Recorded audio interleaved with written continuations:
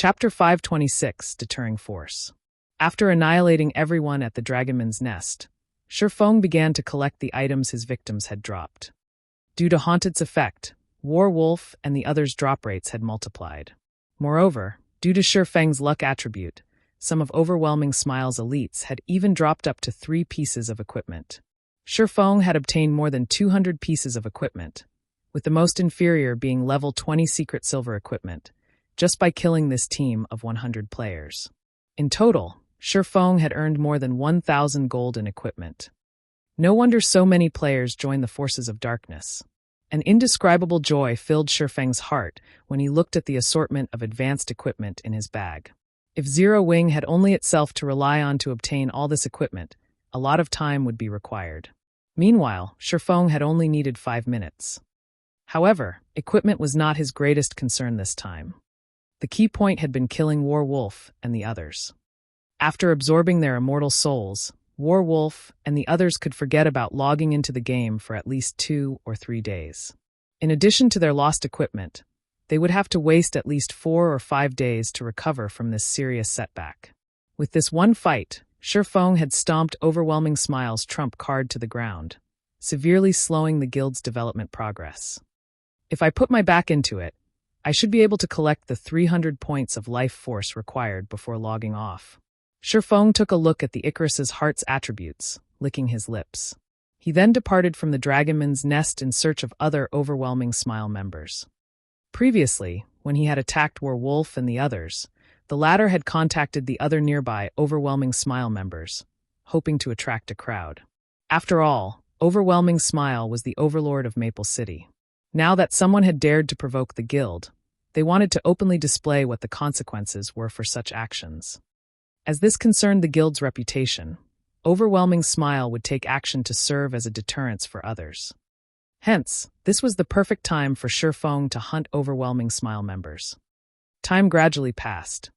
Just as Shifeng had predicted, while he had killed Werewolf's team, the Overwhelming Smile members in Dragon Ridge began to rush towards his location. There was actually someone who dared kill their allies while in their territory. Before this, nobody had dared to kill any members of Overwhelming Smile. Now that someone had emerged, naturally, they needed to retaliate. Filled with rage, the members of Overwhelming Smile rushed over to the Dragonman's nest where Werewolf's team had fought, hoping to teach Shifeng a lesson. Unfortunately, only an endless abyss awaited them. The majority of the reinforcements that arrived consisted of 20-man teams, and very rarely would a 100-man team appear. Although all of these teams consisted of elite players, compared to Werewolf's team, they were significantly inferior. Whenever Shifeng discovered one of these teams, he would immediately use Firestorm. As for those that were fortunate enough to be outside the skill's effective radius, Shifeng would rush over and finish them off quickly. Each battle usually lasted around 5 or 6 seconds. These Overwhelming Smile members did not even have the time to contact the other teams. They could only watch as Shifeng devoured them, one after another, becoming life force for the Icarus's heart. After slightly over half an hour, Shifeng had collected a total of 300 points of life force, evolving the Icarus's heart to secret silver rank. The luck attribute the necklace provided increased from the original 7 points to 9 points. Although it was a minor increase, it had significantly increased items' drop rates. Meanwhile, if Shifeng wanted to upgrade the Icarus's heart to fine gold rank, he needed double the previous requirement, 600 points of life force. Originally, Shifeng had wanted to log out of the game to rest. However, thinking that this was a rare opportunity, he continued to massacre the endless stream of Overwhelming Smile members that stormed over to help their companions. Currently, Overwhelming Smile's members still had no idea of what was occurring at the Dragonman's nest. They also did not know that many of their companions had already died. After all, players who had lost their immortal souls could not log into the game even if they wanted to, so it was not possible for them to notify their allies. Even if there were a way to make contact, that would only happen after the upper managers of Overwhelming Smile discovered that the dead could not log back into the game. Who knew how long that would take? If Shifeng waited until everyone from Overwhelming Smile reacted to the situation, searching for Overwhelming Smile members would become far more difficult. Since news of his slaughter would get out sooner or later, Shifeng intended to go all out and kill as many as he could. Ignorantly, the members of Overwhelming Smile who wanted to teach Shifeng a lesson continued to run to their deaths. Every team that came to the Dragonman's Nest died. The 100-man teams were no exception. Meanwhile, inside Overwhelming Smile's guild residence in Maple City. "Miss Yulan, what's going on with you? Why are you in such a hurry to see me?" A handsome middle-aged man seated on the guild leader's throne asked, laughing. This middle-aged man was none other than Overwhelming Smile's true guild leader, Laughing Heaven. Laughing Heaven had tan skin and a pair of deep black eyes. His entire person radiated a sense of majesty and gave others the impression that he was one who had experienced the vicissitudes of life. Although Overwhelming Smile was only a second-rate guild, it had only been established a short time ago. Meanwhile, Laughing Heaven was the person responsible for nurturing Overwhelming Smile from the ground up. During the initial stages of God's domain, he had accurately chosen to develop Overwhelming Smile in Maple City, leading the guild to become the city's overlord. Soon after, Underworld came with the offer of acquisition. Not only had Underworld supplied the guild with significant funds, but it also supplied many experts, allowing Overwhelming Smile to become a guild capable of rivaling first-rate guilds. However, what shocked Laughing Heaven the most were the experts Underworld had sent. Because of those few experts, Overwhelming Smile had managed to raid team dungeons smoothly and unimpeded, shocking Maple City. Overwhelming Smile had become a well-known guild in Starmoon Kingdom, and even showed signs of becoming the kingdom's #1 guild. Guild leader Laughing Heaven, now is not the time for jokes. Recall all of our members from Dragon Ridge immediately. If they can't return, instruct them to keep their guild emblems hidden, Yulan said with a stern expression, her tone sounding like an absolute command rather than a request. "Miss Yulan, did something big happen in Dragon Ridge?" Laughing Heaven was no fool. Hearing the sudden change in Yulan's tone, he could tell that the situation was not as simple as it seemed. However, he could not casually withdraw all those players who were out grinding without a good reason. Such an action would negatively impact the guild's development. "Are you really clueless about what is happening in Dragon Ridge?" Yulan asked quietly. "Are you talking about the person who is attacking our teams?" When Laughing Heaven realized the reason for Yulan's distress, he could not help but laugh and said, "Miss Yulan, aren't you making a big fuss over nothing? Isn't it just someone ambushing us?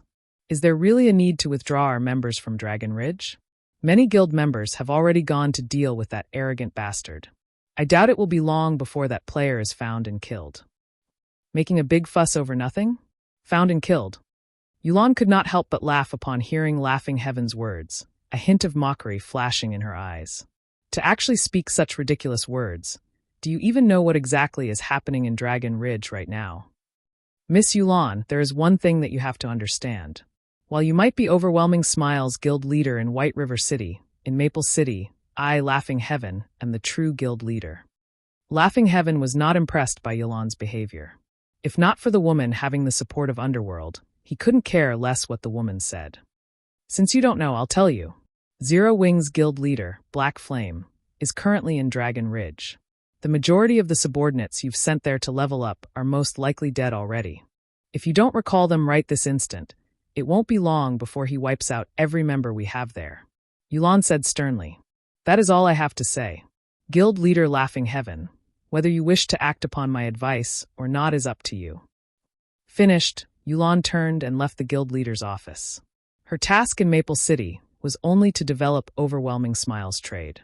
She was not allowed to intervene on any other matters relating to the guild, not could she. Otherwise, she would not have run all the way here to meet with Laughing Heaven.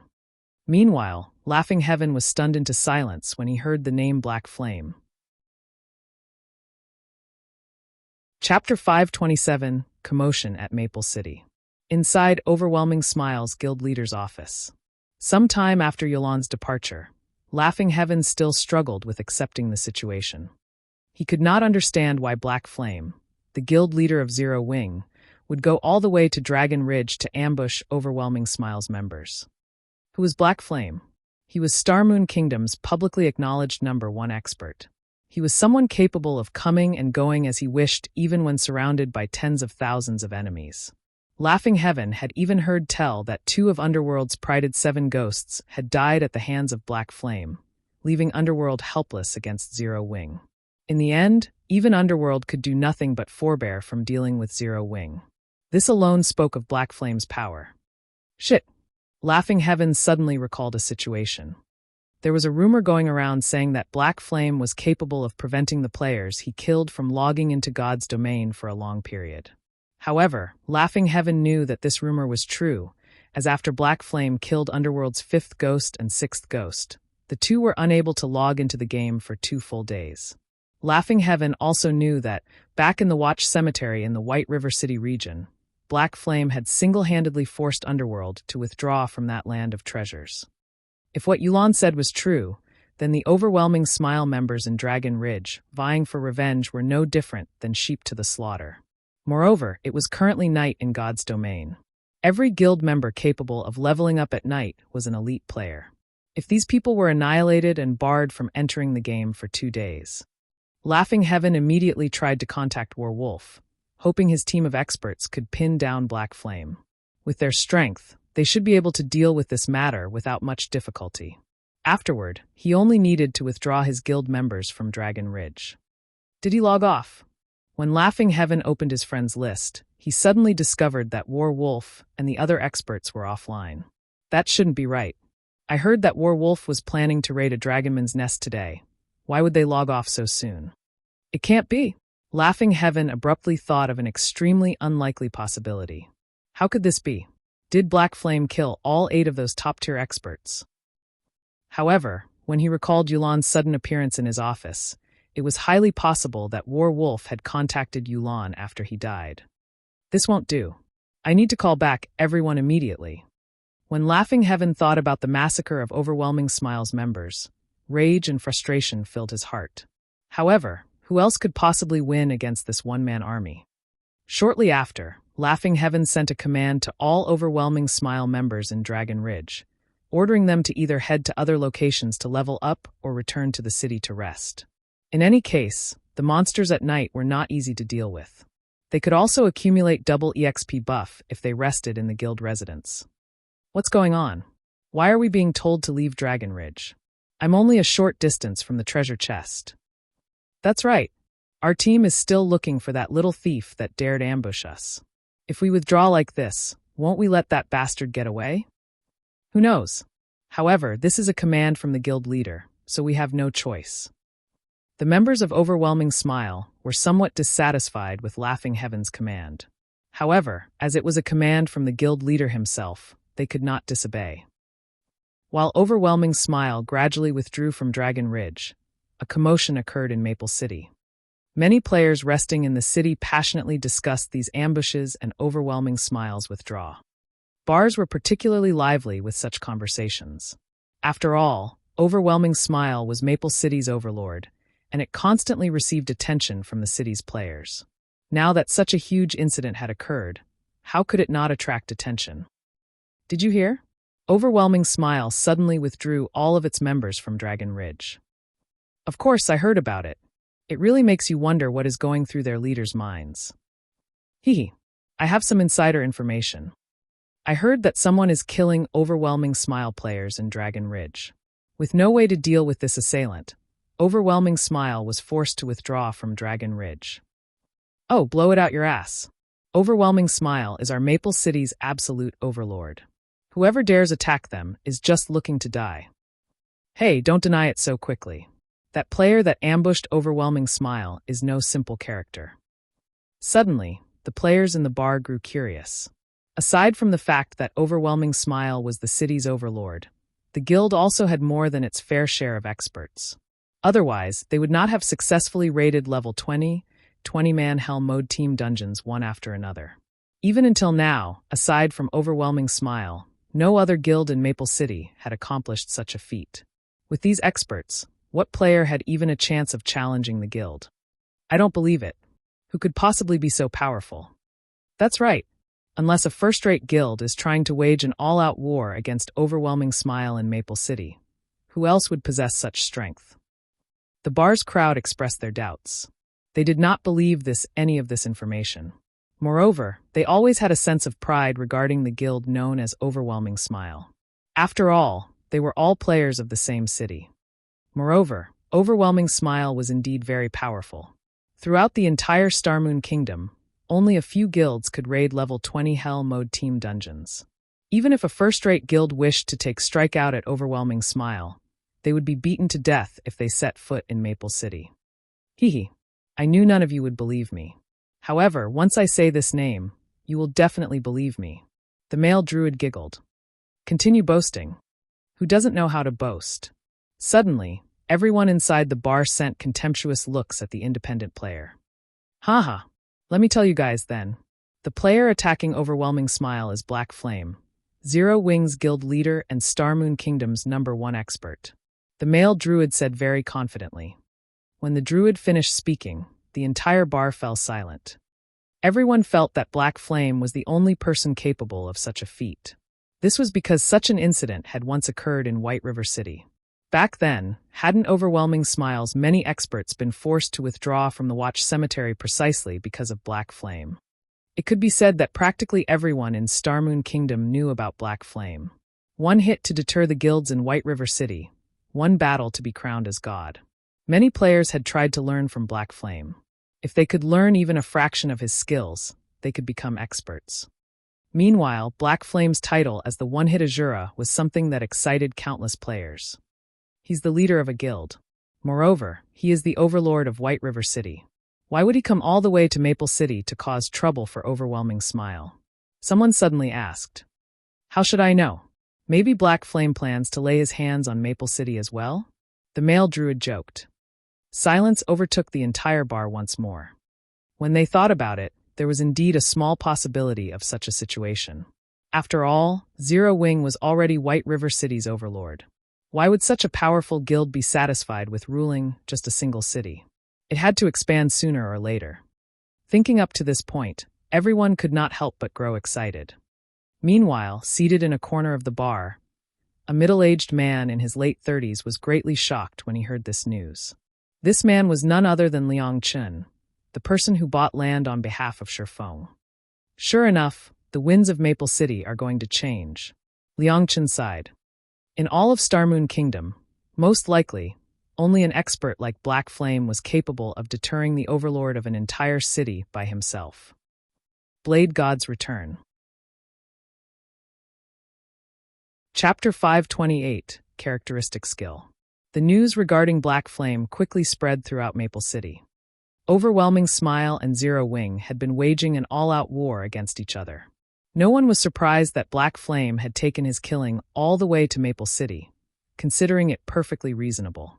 Regarding this situation, everyone's opinion of Zero Wing was still quite optimistic. Normally, Overwhelming Smile occupied all the high-resource areas located within the Maple City region, and many players were not happy about that. However, these players would not dare voice their anger as Overwhelming Smile was Maple City's overlord. Now that someone capable of taking out Overwhelming Smile members had emerged, these players would cheer and support them. However, as news of Shifeng's hunt spread, another event had occurred that excited players in Maple City. Another player-owned shop had emerged in their city, and this shop was the Candlelight Trading Firm. The Candlelight Trading Firm sold a wide variety of goods, with the most precious item being the basic strengthened armor kit. Many players had never even seen the basic strengthened armor kits before. Hence, the moment Maple City's players laid their eyes on the kits, they rushed to purchase their own. As a result, business at the Candlelight Trading Firm was far better than what the Overwhelming Trading Firm enjoyed. Naturally, while there were some who celebrated the Candlelight Trading Firm's new establishment in Maple City, there were others who grew worried. Although the city's players were overjoyed by this situation, Yulan, who was currently inside the Overwhelming Trading Firm, was incensed. Candlelight Trading Firm. Yulan ground her teeth. She had truly not expected that the Candlelight Trading Firm had been preparing to set up a shop in Maple City. Furthermore, Candlelight had managed to obtain a plot of land in the central district of the city. However, this was still not the most infuriating aspect. The most detestable thing was that the Candlelight Trading Firm had actually set up its shop relatively close to the Overwhelming Trading Firm. Due to the Candlelight Trading Firm having the advantage regarding available products, many of the Overwhelming Trading Firm's original customers had shifted their attention towards the Candlelight Trading Firm. Boss, what are we supposed to do now? If this continues, Candlelight will snatch all of our remaining customers, a shop manager asked, concern filling his voice. We don't have a choice. Our only option is to start a price war. Reduce the prices of all goods, Yulan said, sighing helplessly. She did not have any good ideas about how to deal with this situation. Unless they could get their hands on some exclusive items, there was simply no way to compete with the Candlelight trading firm. Fortunately, unlike in White River City, the overwhelming trading firm possessed some capital in Maple City, and their two trading firms had started with the same benefits around the same time. In addition, Maple City was their home ground. The cost of harvesting materials was significantly lower here, resulting in a lower production cost. They definitely had a fighting chance against the Candlelight trading firm. In God's domain, shops in different cities, but owned by the same player, shared products. However, while there was no city tax for consigning products to shops in the player's home city, there was a small 8% city tax charged for items consigned to sell at shops in other cities. This was a protection mechanism of sorts implemented to protect the player-owned shops of each respective city. In other words, since the Candlelight trading firm's main headquarters was in White River City, there was an invisible cost added to the items they sold in Maple City. To the overwhelming trading firm, this was an advantage. Sure enough, after the overwhelming trading firm reduced its prices, other than players wanting to purchase products unique to the Candlelight trading firm, players quickly returned to shopping at the overwhelming trading firm. Meanwhile, in the Dragon Ridge, Shifeng was currently having the time of his life. With wave after wave of overwhelming smile players marching towards their deaths, Shifeng had finally managed to upgrade the Icarus's heart to Dark Gold rank. He was only a short distance away from upgrading the necklace to Epic rank now. Icarus's heart, necklace, Dark Gold rank can be evolved. Equipment requirement: all attributes 120. Level 20, level 80, currently level 30. All attributes plus 27. Luck plus 14. Additional characteristic skill: Divine Providence. Temporarily increases player's luck by 32 points for 30 seconds. Cooldown 40 minutes. Luck, duration, and cooldown can be increased, prolonged, and reduced by sacrificing life force. Maximum of 100 points of life force per sacrifice. Evolution condition: absorb the life force of 5,000 players to evolve to Epic rank. 748/5000. The base luck alone provided 14 points. That was significantly higher than the initial 5 points. However, that was not the improvement that excited Shifeng the most. Rather, it was the change that had occurred to the Divine Providence skill. Divine Providence had evolved from an ordinary skill to a characteristic skill. Characteristic skills were different from normal skills, in which the skill's effects would undergo a transformation when certain conditions were met. The skill now allowed the sacrifice of life force to enhance its effects. Meanwhile, depending on the number of life force points sacrificed, the effects would also vary, with a maximum sacrifice of 100 life force points. Currently, Shifeng had 748 life force points stored in the Icarus's heart. In other words, Shifeng could enhance the Icarus's heart's effects to its maximum 7 times. Since the cooldown has already completed, this is a good chance to test its effects. Shifeng could not contain his excitement when he looked at the bright gemstone around his neck. He could receive 46 points of luck before he had even sacrificed any life force points. This was the highest amount of luck Shifeng had ever seen in either life. If he sacrificed life force points as well, his luck would reach frightening heights. Soon, Shifeng retrieved over a dozen Twilight treasure chests from his bag, laying the chests out neatly in front of him. He then activated Divine Providence and chose to sacrifice 100 life force points. Instantly, his luck rose to 66 points, with the duration of Divine Providence increasing to 40 seconds and cooldown decreasing to 30 minutes. Hurriedly, Shifeng began opening the Twilight treasure chests. With each chest requiring 3 seconds to open, Shifeng just barely managed to open 12 treasure chests in 40 seconds. Losing a few seconds when switching to the next treasure chest was inevitable. Although Shifeng felt slightly disappointed about the time he had lost, when he thought about the additional effects gained from sacrificing life force, his mood instantly brightened again. If he applied that 66 points of luck when killing monsters, the drop rate would be astounding. The rarely seen jackpot might even occur, multiplying the number as well as increasing the quality of the items dropped. Unfortunately, such a powerful effect came at the cost of 100 life force points. He had only managed to kill so many players today due to catching overwhelming smile unprepared. However, after they set up certain precautions, it would not be as easy to harvest 100 life force points anymore. Of course, Shifeng absolutely refused to commit random murder. Although there were many people in this world who did not have a bottom line, and even more so inside a game, Shifeng was not one of them. This was a fundamental principle of being a human being. If he crossed this line, he would be no different than an animal.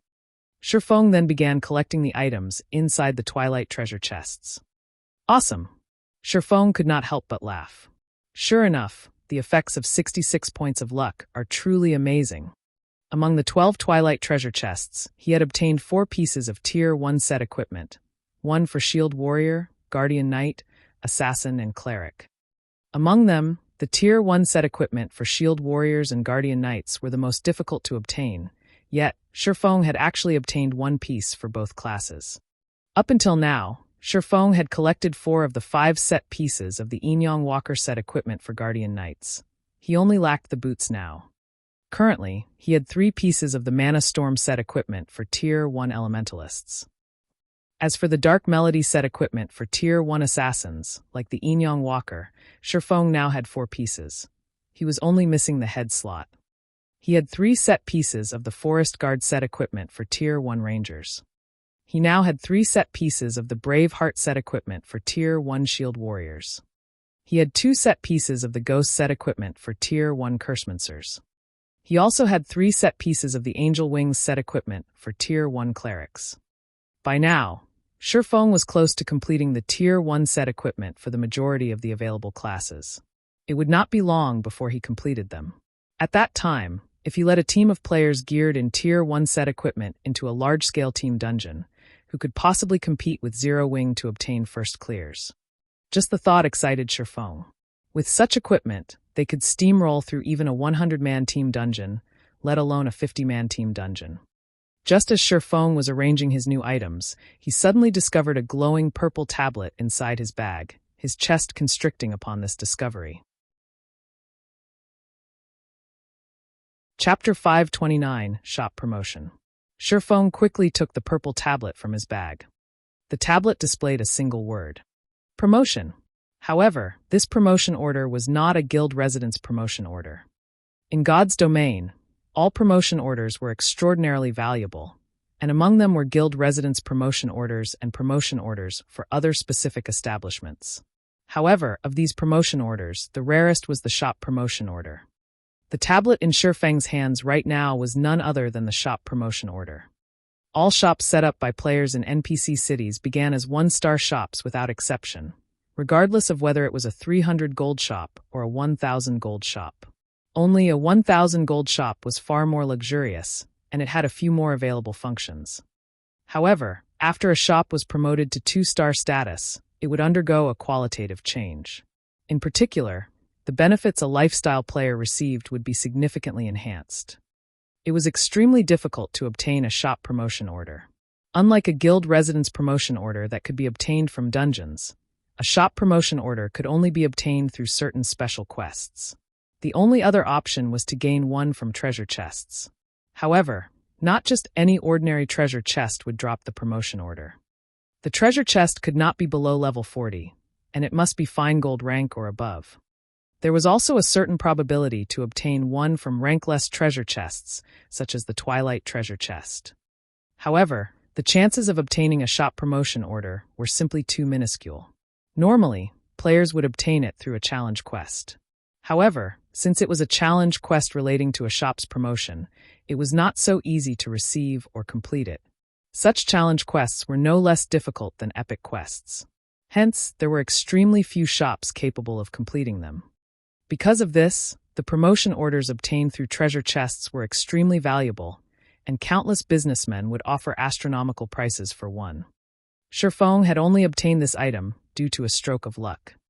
With this item, I can finally monopolize White River City's trade with the Candlelight Trading Firm. Shifeng returned the shop promotion order to his bag and took out a return scroll. Since it was no longer easy to locate Overwhelming Smile players, he had no reason to remain here. Meanwhile, now that he had obtained a shop promotion order, he needed to go and promote his shop. In God's Domain settings, unlike in other virtual reality games where using one shop promotion order would promote every shop that player owned, players in God's Domain required one promotion order for every shop they owned should they wish to upgrade them all. However, Shifeng had long since made up his mind. Zero Wing's roots lay in White River City, so the shop promotion order must be used on one of the shops there. As for the shops in Starmoon City and Maple City, unless he had excess, he would not waste any promotion orders on these two cities. After using the return scroll, Shifeng returned to Maple City. However, Shifeng was in no hurry to return to White River City. Instead, he first went to investigate the Overwhelming trading firm. Now, he had already heavily damaged Overwhelming Smile's hidden trump card, which would severely impact its dungeon raiding process. He had also killed plenty of Overwhelming Smile's elite members, causing significant damages to the guild. Not to mention, due to a lack of resources, the development of Overwhelming Smile's branch in White River City had also been wounded. If this situation continued, the gap between Overwhelming Smile and Zero Wing would only grow as more time went by. The only fighting chance Overwhelming Smile had right now was the Overwhelming Trading Firm. If the Overwhelming Trading Firm developed successfully, Overwhelming Smile would have the coins required to fight a war of attrition against Zero Wing. In addition to its ample funds and enormous background, the guild's development speed would soar. After all, a massive organization such as Underworld possessed the mechanisms required to nurture experts. Only, everyone had yet to adapt to God's Domain fully. Once they did, however, with sufficient coins and funds, in addition to experts giving out pointers, it would be very easy for Overwhelming Smile to nurture a large number of experts. Although Zero Wing seemed to prosper right now, in reality, it was still significantly inferior to other major guilds, particularly in terms of training mechanics for experts. God's Domain was mankind's second world. It was not a game with a short lifespan. A guild's strength was not determined by wins and losses. Instead, it was determined by how long the guild in question could remain in power. In the past, there had been many guilds that had prospered greatly for a period. However, after some time had passed, they still crumbled and eventually faded out of existence entirely. Based on this, one could easily tell the gap between guilds. This was why Shadow had remained a second-rate guild in the past. It was because the guild had only been recently established and did not possess the necessary mechanisms to nurture experts. Although the guild had succeeded in establishing such mechanisms during the middle stages of God's Domain, said mechanisms were far inferior to that of first-rate guilds. In the end, the gap between Shadow and the first-rate guilds of God's Domain only grew wider as time went on. Hence, Shifeng wanted to establish such training mechanisms as soon as possible and produce an endless stream of experts for Zero Wing. Only then could Zero Wing become a true powerhouse. This was also one of the reasons why first-rate guilds looked down on Zero Wing.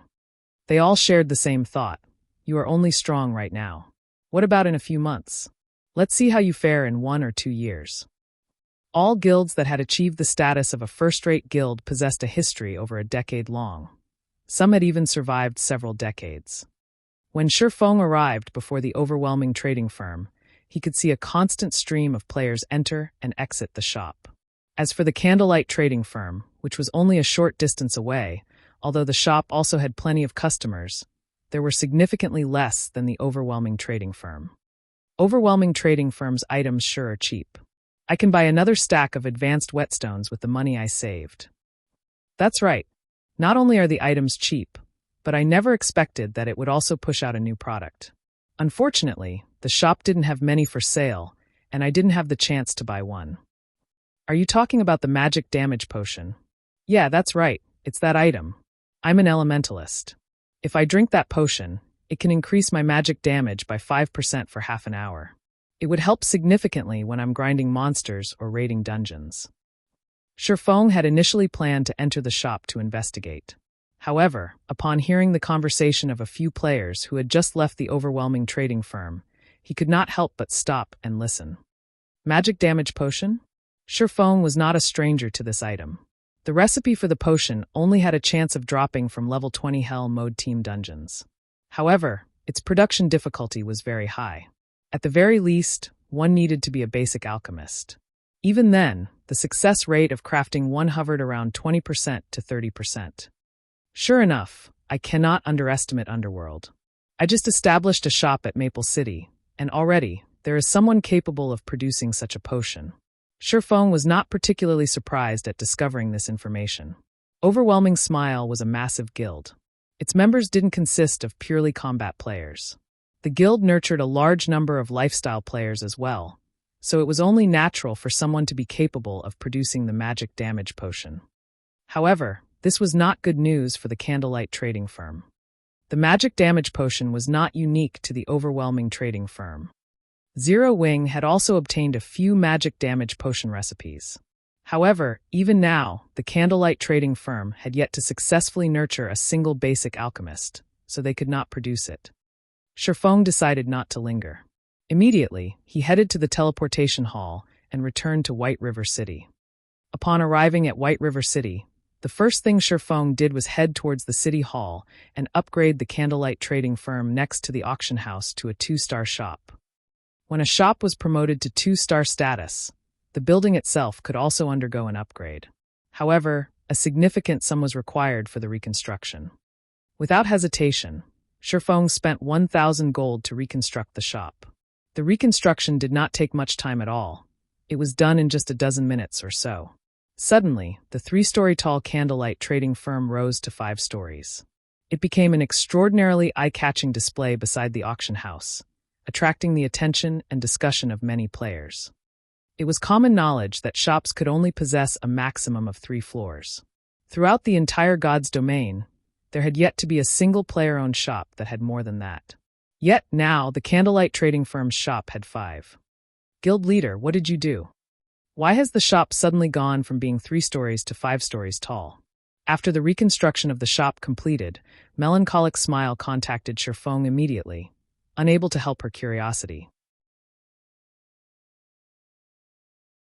Chapter 530, Special Space. The Candlelight Trading Firm developed very quickly, and it constantly recruited lifestyle players. Despite the Candlelight Trading Firm having 2 high-end shops in White River City, they simply did not have enough space to house over 1,000 lifestyle players. For each of the 3-story tall shops, the first floors were used exclusively for selling products, the second floor housed the various workshops, and the third floor housed the warehouse, offices, and lounges. Hence, not many workshops in each shop were available for the firm's lifestyle players' use. As a result, Melancholic Smile had no choice but to send the lifestyle players to the various lifestyle associations to produce items. Although the matter of space could be resolved this way, it significantly increased the firm's expenditures. Renting the workshops in the lifestyle associations required money. A basic workshop's impact on a player's success rate was insignificant, so Melancholic Smile mostly rented intermediate workshops for the firm's lifestyle players. Meanwhile, renting an intermediate workshop cost 1 silver per hour. If she rented workshops for 100 people, that was 1 gold per hour. If she rented enough workshops for 1,000 people, that was 10 gold per hour. 10 gold coins, that was almost a small guild's total liquid funds. Melancholic Smile even considered suggesting that Shifeng purchase a few more plots of land and establish more shops. Unfortunately, in order to satisfy the current number of lifestyle players they had in the firm, they would require 2 or 3 plots of land. However, the situation had changed. Now, the Candlelight Trading Firm next to the auction house had been promoted to a 5-story building. Although it seemed that it had only gained 2 more floors, it was equivalent to having 2 more shops worth of workshops. In fact, the space inside the shop had also grown. It was now roughly a little more than twice the original size. With so much space, the Candlelight Trading Firm could save a lot on rental fees. Melancholic Smile only wished that Shifeng would upgrade all of the Candlelight Trading Firm's shops. That way, the firm would not have to spend any money on renting workshops.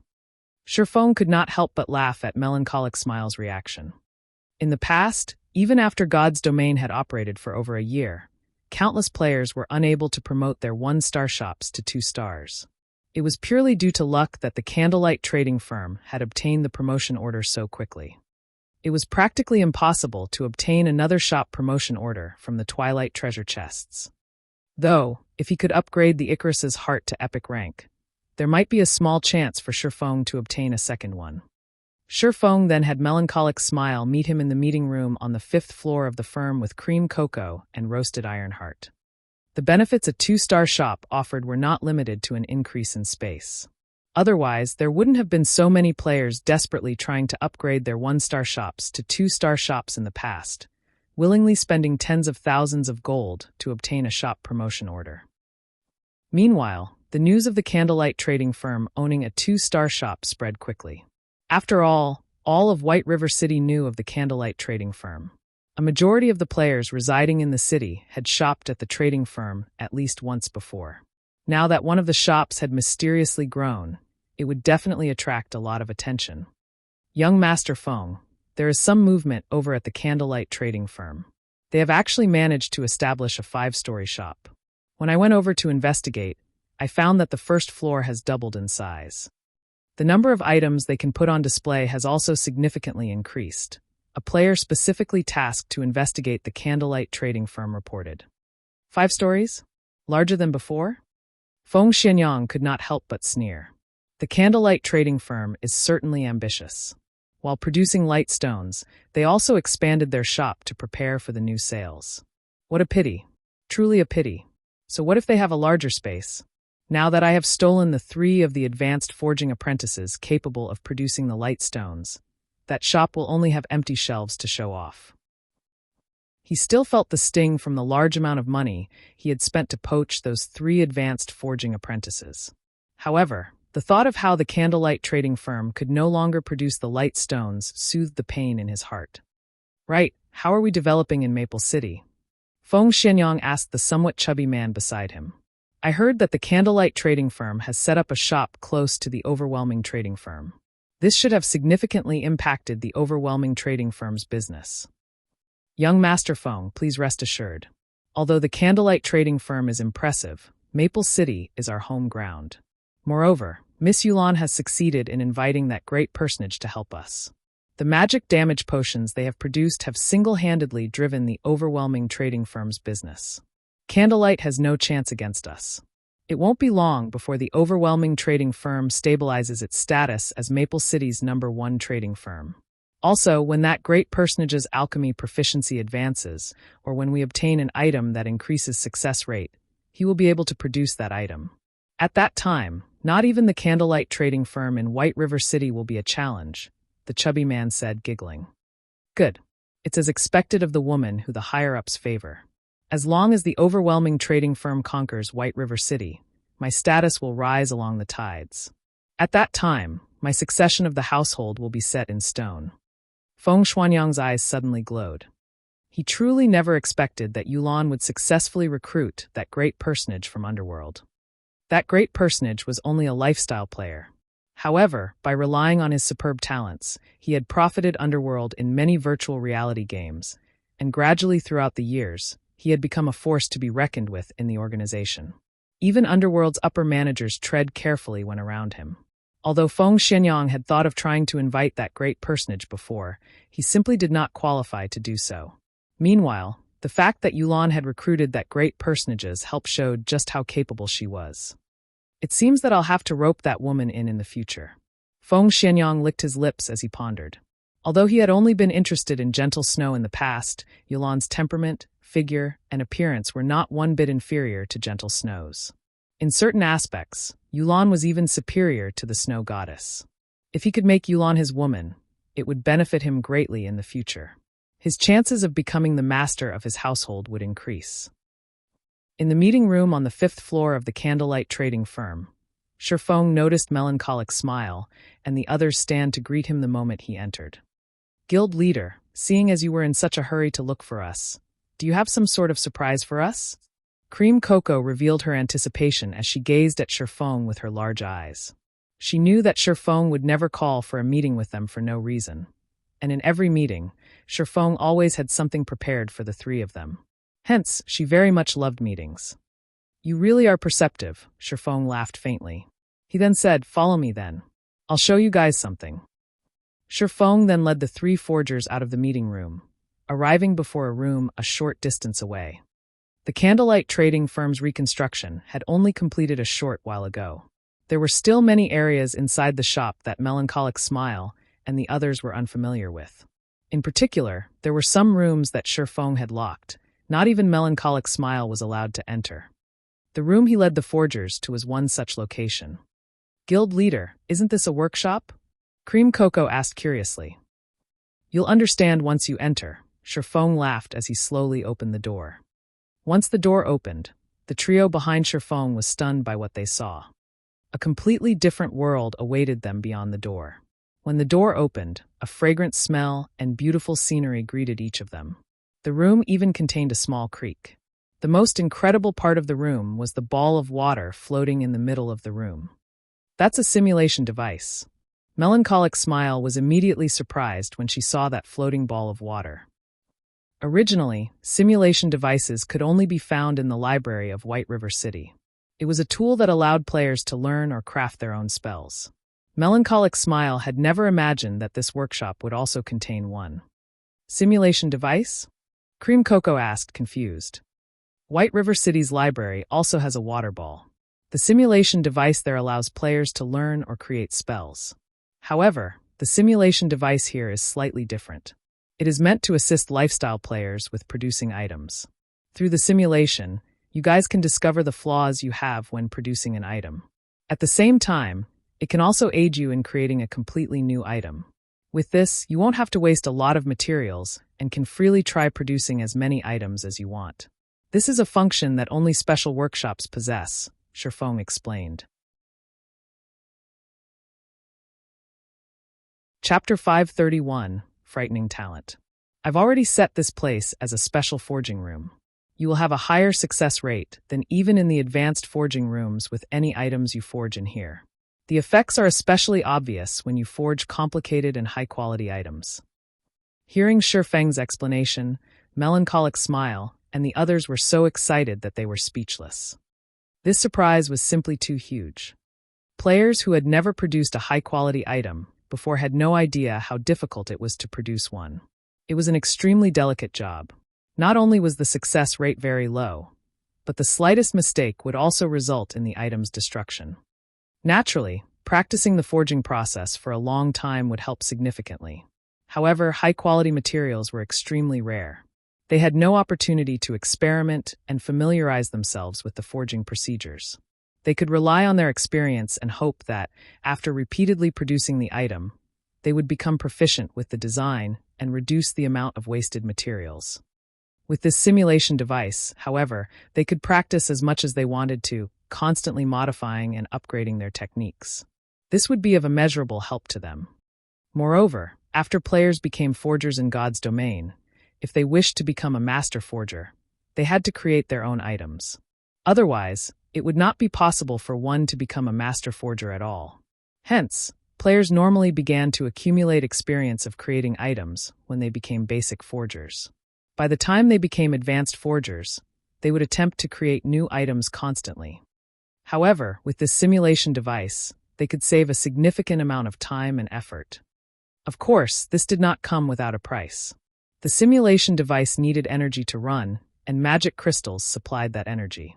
Fortunately, it was relatively easy to obtain magic crystals. After all, they had a certain drop rate from dungeons. "Guild leader, you're too awesome." Indescribable joy filled Cream Cocoa when she stepped into the room. Although Melancholic Smile and Roasted Iron Heart were not as simple-minded and pure as Cream Cocoa, not revealing their thoughts so easily, they still could not help but approach the magic water ball when they entered the room. They loved all of the tools in this room so much that they simply could not bear to part with them. They would not trade this forging room away even if someone offered them a luxury car. The value of this special forging room far surpassed those luxury cars. Moreover, one could not buy a special forging room so easily. In the Forging Association, the advanced forging room was the best one could rent.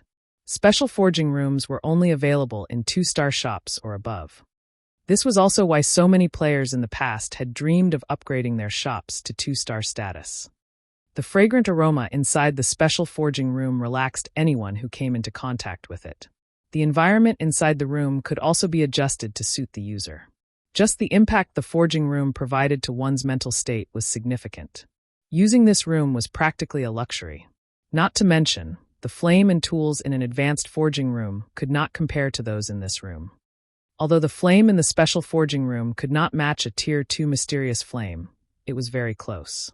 However, Shifeng had already switched the flame here to the ice blue devil flame, further increasing the forging success rate. The special forging rooms are extremely limited in number. A 2-star shop only has 5 rooms. Among them, I have reserved 3 for you guys. I've already given you the authority over these rooms, so you will only be able to enter your respective special forging room. As for the remaining 2, I've set one as an alchemy room and the other as a forging room. Melancholic, if you find anyone talented in alchemy or forging, you can let them use these 2 rooms. However, you must first have them sign another contract. The effects that special workshops provide are extraordinary. It improves a player's techniques. It is far more valuable than any mere forging design, Shifeng said sternly. Guild leader, you can rest assured.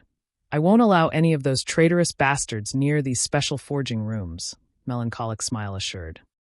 While it was difficult to obtain forging designs in God's domain, it was many times more difficult to train a highly skilled lifestyle player. This was precisely the function of these special training rooms, so they would not use them to nurture traitors. Afterward, Shifeng let Melancholic Smile handle the remaining matters regarding the candlelight trading firm and logged out of the game. It was already daytime in the real world, with the sun shining brightly in the sky. I played for so long and never noticed. Shifeng smiled bitterly when he looked at the time, discovering that it was already nearing 1 p.m. However, there was nothing Shifeng could do about that. Not only had he come across such a priceless opportunity to evolve the Icarus's heart, but he had also obtained a shop promotion order. He could not log out of the game even if he wanted to. After Shifeng ate and was about to rest, his quantum watch rang. Hello, Master Shifeng. I have completed the task you requested yesterday. You can have people visit the training area at any time, the female assistant, Liang Jing, reported respectfully through the video call. Ever since the fight at Big Dipper, he had become popular in Jin High City. Many of Jin High City's powerful figures hoped to meet with Shifeng. Unfortunately, Shifeng had rejected all of these requests. He had not been trying to be arrogant by doing so, he just did not have the time to spare. His future development was not aimed towards the world of fighting, but towards God's domain. Naturally, he could not waste too much time and effort on physical competition. Besides, these interpersonal relationships mattered little to Shifeng. If not for his victory over a top-tier master like Lei Bao, these people would not attempt to befriend him. If he had not defeated Lei Bao, these people would not even care if he existed. In other words, a person's strength was the key to success. As long as he continued to grow stronger, many more high-profile figures would seek his company. Hence, Shifeng had instructed Liang Jing to handle these affairs for him, and he had to admit that this female assistant was quite capable. Not only had she managed to dismiss all those who wanted to meet him, but she had also done it in a way that satisfied everyone. However, all these were only small matters. What truly amazed Shifeng was her integration of Big Dipper's inner training area and the training system's improvement. Even Shifeng admired Liang Jing's capabilities. She had actually accomplished all of this in such a short time. No wonder Chairman Xiao had her as his head assistant. Shifeng read through the information Liang Jing had sent, shocked by what he saw. This was the first time Shifeng had seen such management abilities. She was leaps and bounds above a manager like Blackie. Management talent. Shifeng suddenly thought of another matter. The guild's daily affairs have hampered Aqua's progress of her combat techniques lately. Moreover, I will also need someone to help integrate the Candlelight Trading Firm and Zero Wing. Melancholic Smile has been busy dealing with this so far, not giving her much time to improve her own forging techniques either. At this rate, the two of them will soon be buried in management work. What if I have Liang Jing handle these affairs? Shifeng pondered as he gazed at Liang Jing's image on the screen. If he had someone who could liberate Aqua Rose and Melancholic Smile from their management duties, allowing them to display their original talent fully, it would benefit both Zero Wing and the Candlelight Trading Firm's development. Liang Jing was a very good option for this position. However, Liang Jing was Xiao Yu's subordinate. Meanwhile, both Zero Wing and the candlelight trading firm possessed many secrets. It was an extreme risk to hand their management over to an outsider. There was also the fact that Shi Feng had little to no knowledge of this female assistant. While Shi Feng focused on Liang Jing, the latter also noticed Shi Feng's odd gaze, and she could not help her discomfort. He couldn't be. Chapter 532, The Most Powerful Newbie. Shi Feng's current status in society was worlds apart from what it had been. Although he did not exude any sort of aura, from Liang Jing's point of view, this silence weighed down on her. Previously, she had belittled Shi Feng. Although she had not said anything, she had struggled to accept Xiao Yu's instruction to escort a youthful little brat like Shi Feng to the assembly hall. Hence, she had purposefully treated Shi Feng with a little disrespect. Now, however, Liang Jing regretted her actions. She really shouldn't have treated Shi Feng impertinently back then. After all, someone who could earn Chairman Zhao's respect wouldn't be an ordinary character, even if it were only a young man in his early 20s. He can't be thinking of replacing me, right? Liang Jing worried. There were countless people out there who dreamed of becoming the assistant to a character like Shi Feng. In the VIP room that day, many of Jinhai City's influential figures had hoped to send Shi Feng assistants, taking the chance to deepen their relationship with the popular young man. Meanwhile, she had only received this job due to her advantage of being Xiao Yu's most valued assistant. If Shi Feng dismissed her, only tragedy would await her. She had seen countless wealthy and well-stated princelings who were immeasurably arrogant. These people got rid of anything or anyone that irked them. Meanwhile, a successful young man such as Shi Feng, whose status in society was far superior to even Xiao Yu's, was even more likely to behave in such a way. Watching Shi Feng's solemn gaze, Liang Jing's heartbeat accelerated. Am I going to be fired, just like that? Liang Jing inwardly despaired. Suddenly, Shi Feng spoke. Miss Liang Jing, thank you for your trouble. I'll leave to inspect the training grounds you've arranged in a moment. Although Shi Feng might appear to gaze at Liang Jing solemnly, in reality, he was simply pondering how he should go about making Liang Jing one of his people, liberating both Aqua Rose and Melancholic Smile's potentials. He had not paid any attention to Liang Jing herself. However, after considering the matter for some time, he had not come up with a proper solution. Hence, he could only set the matter aside for now. After all, Liang Jing was someone Xiao Yu had sent. If Liang Jing became the manager of Zero Wing and the candlelight trading firm, she would wield the core secrets of both organizations. Hence, Shi Feng needed to be careful with his decision. Although Liang Jing's management capabilities were extraordinary, he first needed to familiarize himself with her personality. He had time to make the decision after he got to know her a bit. Ah! Liang Jing was surprised. Inadvertently, she breathed a sigh of relief. She had fully expected Shi Feng to dismiss her when he opened his mouth to speak. Hurriedly, she said, Master Shi Feng, I'll have a car sent to receive you immediately. Meanwhile, at the Big Dipper Training Center, the situation had undergone a massive transformation. The training center's employees were all in an extraordinarily good mood. Even the guests who frequented the training center were in a fiery mood. The training center had regained its past popularity. By now, everyone had heard the news that the Big Dipper Training Center had finally recruited a top-tier master to serve as an instructor.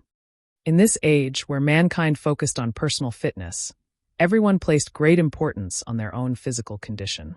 Only through proper training and the assistance of medicine could one significantly improve their lifespan. In the past, people who had survived past the age of 100 were extremely rare. In today's society, however, many were easily capable of living past 120 years old. In addition, they could retain their youth for a long period. In the past, one would practically lose all semblance of youth past the age of 50. Now, however, even after reaching 70 years old, some still possessed their youthful vigor and appearances as if they were in their 40s. However, they were mostly martial arts masters. Ordinary people had yet to reach that level of health. In the past, Tai Chi grandmasters had lifespans surpassing 150 years. In the ancient world, that had practically been a miracle. Nowadays, with the support of technology, it was not impossible for humans to live that long. Hence, many people wished to strengthen their own bodies. Master Shi Feng, this is the training ground the company has prepared for you. What do you think? Liang Jing pointed towards an exotic and elegant 3-story villa. Originally, the company had planned to turn this into a resort gold status members or above. However, when Shifeng requested a training ground that was free of disturbances, the only place they could think of that fit Shifeng's requirements was this villa. This villa was equipped with state-of-the-art training equipment, and the building's surroundings were the best Big Dipper training center had to offer. There was even a gravity training room in the villa that could fit up to several hundred people at a single time. When Liang Jing heard that the company had assigned this area to Shifeng, she was greatly shocked. This Greenwater Villa was Big Dipper's treasure. Now, the company had actually given Shifeng full authority over this place. Liang Jing had only realized how important Shifeng was to the company after this decision had been made. Not bad. This is an impressive location. Shifeng nodded his head with satisfaction. In reality, he had both visited and lived in the Greenwater Villa before. It was certainly a valuable area. Shifeng had even considered moving the guild's core members here, particularly the upper managers of the workshop. Although the workshop he had bought was quite good, the facilities available there were nothing compared to the Greenwater Villa. Miss Liang Jing, can I trouble you to ask Chairman Xiao to move all 10 virtual gaming cabins we previously agreed upon here? Shifeng asked after giving it some thought. Nurturing experts was easier said than done. Naturally, the more advanced the training and recovery facilities were, the more progress those experts could make. In particular, the gravity training room was immensely helpful to players. Hence, Shifeng planned to move a portion of Zero Wing's core members to the Greenwater Villa. He also intended to move here. By doing so, he could give pointers to others at any time. He could also scour for talents at the Big Dipper Training Center. God's Domain was unlike any other virtual reality game, as it placed heavy emphasis on actual combat. The further one progressed in the game, the more realistic and difficult the battles would become. Producing experts would become much easier if he chose to nurture players who were already somewhat skilled in combat. Master Shifeng, please rest assured. I will have the 10 virtual gaming cabins installed in the Greenwater Villa by today. I will have the S-rank nutrient fluids sent over as well, Liang Jing said slowly. The Big Dipper Training Center had already gone all out this time. Both the virtual gaming cabins and the S-rank nutrient fluids were extremely difficult to obtain. However, in order to rope in Shifeng, they spared no expense or effort. Following which, Shifeng notified Blackie and the other upper managers, having them come to Big Dipper's Greenwater Villa. Brother Feng, am I dreaming? We can really live here? Blackie asked with disbelief when he arrived before the Greenwater Villa. For commoners like himself, the Big Dipper Training Center was a place he could not visit even if he wanted to. Only members were allowed here. As for the villa before him, normal members were probably not even allowed here. Yet now, people like them had the chance to live in this villa. They were merely professional gamers. To a massive existence like the Big Dipper Training Center, they were negligible. Even Fire Dance, Violet Cloud, and the 5 demon generals standing beside Blackie were stunned into silence. They were just commoners in real life. They did not dare consider entering such a high-class location. Even the Zero-Wing workshop Shifeng had established had surprised them. They had never known that a gaming workshop could be so luxurious. Now they were even more surprised. They were actually going to live in such a high-class villa. Everyone had yet to learn about Shifeng being a martial arts master, much less about the fight that made him famous overnight. Big Brother Shifeng, I heard that the daily rental here is very expensive, Violet Cloud worriedly commented. That's right. Normally, each person has to pay several thousand credits per day to stay here. However, from today onwards, this will be Zero Wing's training base. Shifeng nodded. It is not as easy to mingle in God's domain as you think it is. Hence, from today onwards, I will work with all of you frequently. However, I will only instruct you on your combat techniques in God's domain. I'll leave your training in the real world to someone else. Someone else? Everyone was surprised. That's right. This is Master Lei Bao. He has only recently joined Zero Wing, and from today onwards, he will handle your daily training.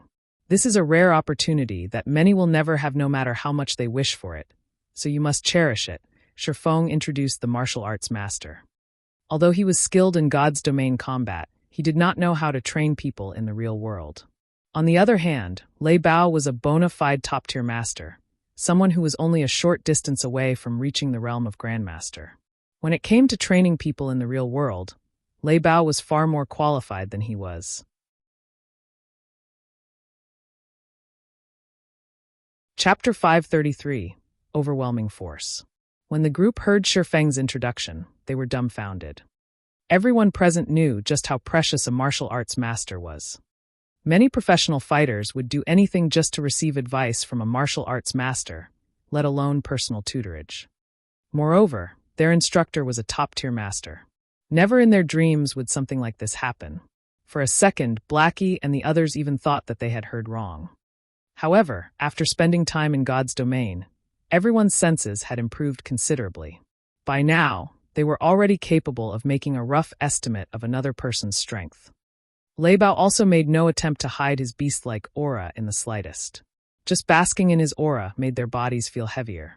If not for Shifeng standing beside Lei Bao, they would have fled immediately, as this oppressive feeling was truly unbearable.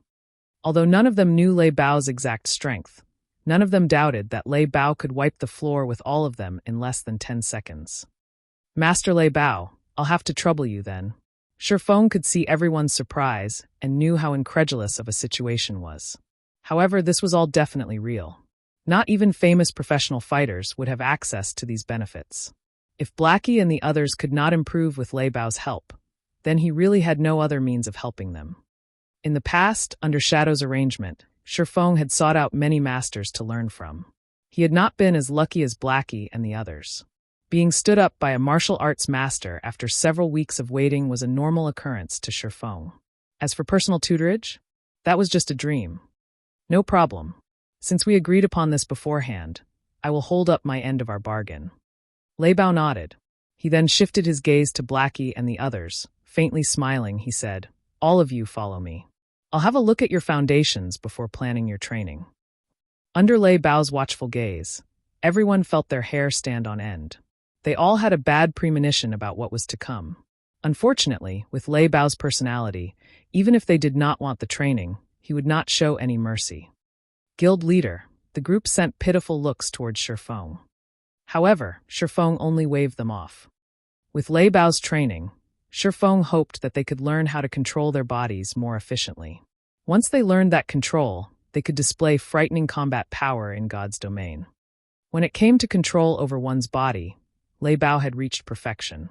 That he had reached the standard of tiger roaring showed that Lei Bao knew a unique method to train his physical control.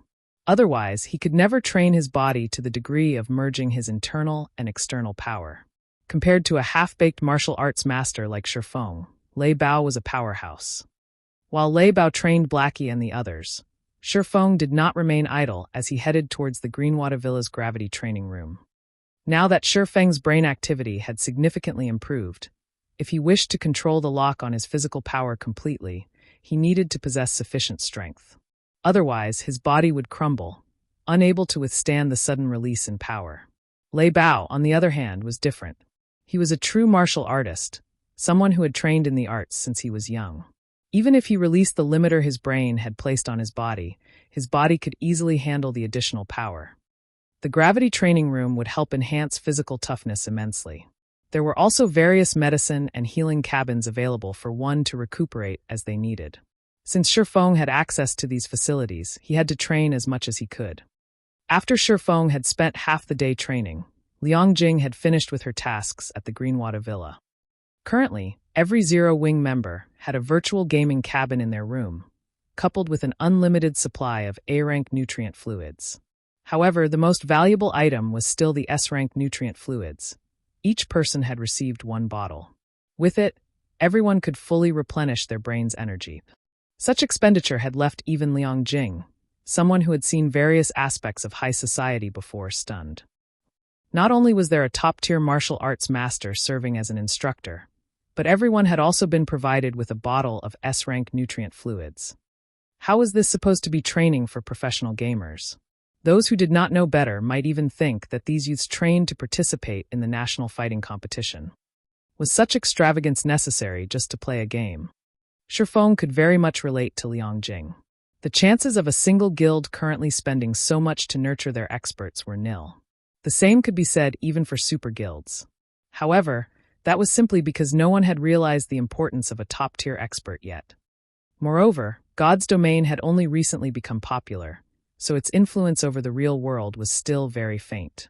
However, with the passing of time, God's domain's popularity would grow, and soon, it would become a part of everyone's daily life, becoming a true second world of mankind. People had the chance to live a different life in God's domain. They could explore all the mysteries this new world had to offer and perform feats that were normally impossible. The wealth one could earn in the game was immeasurable, and various fighting competitions would come to God's domain.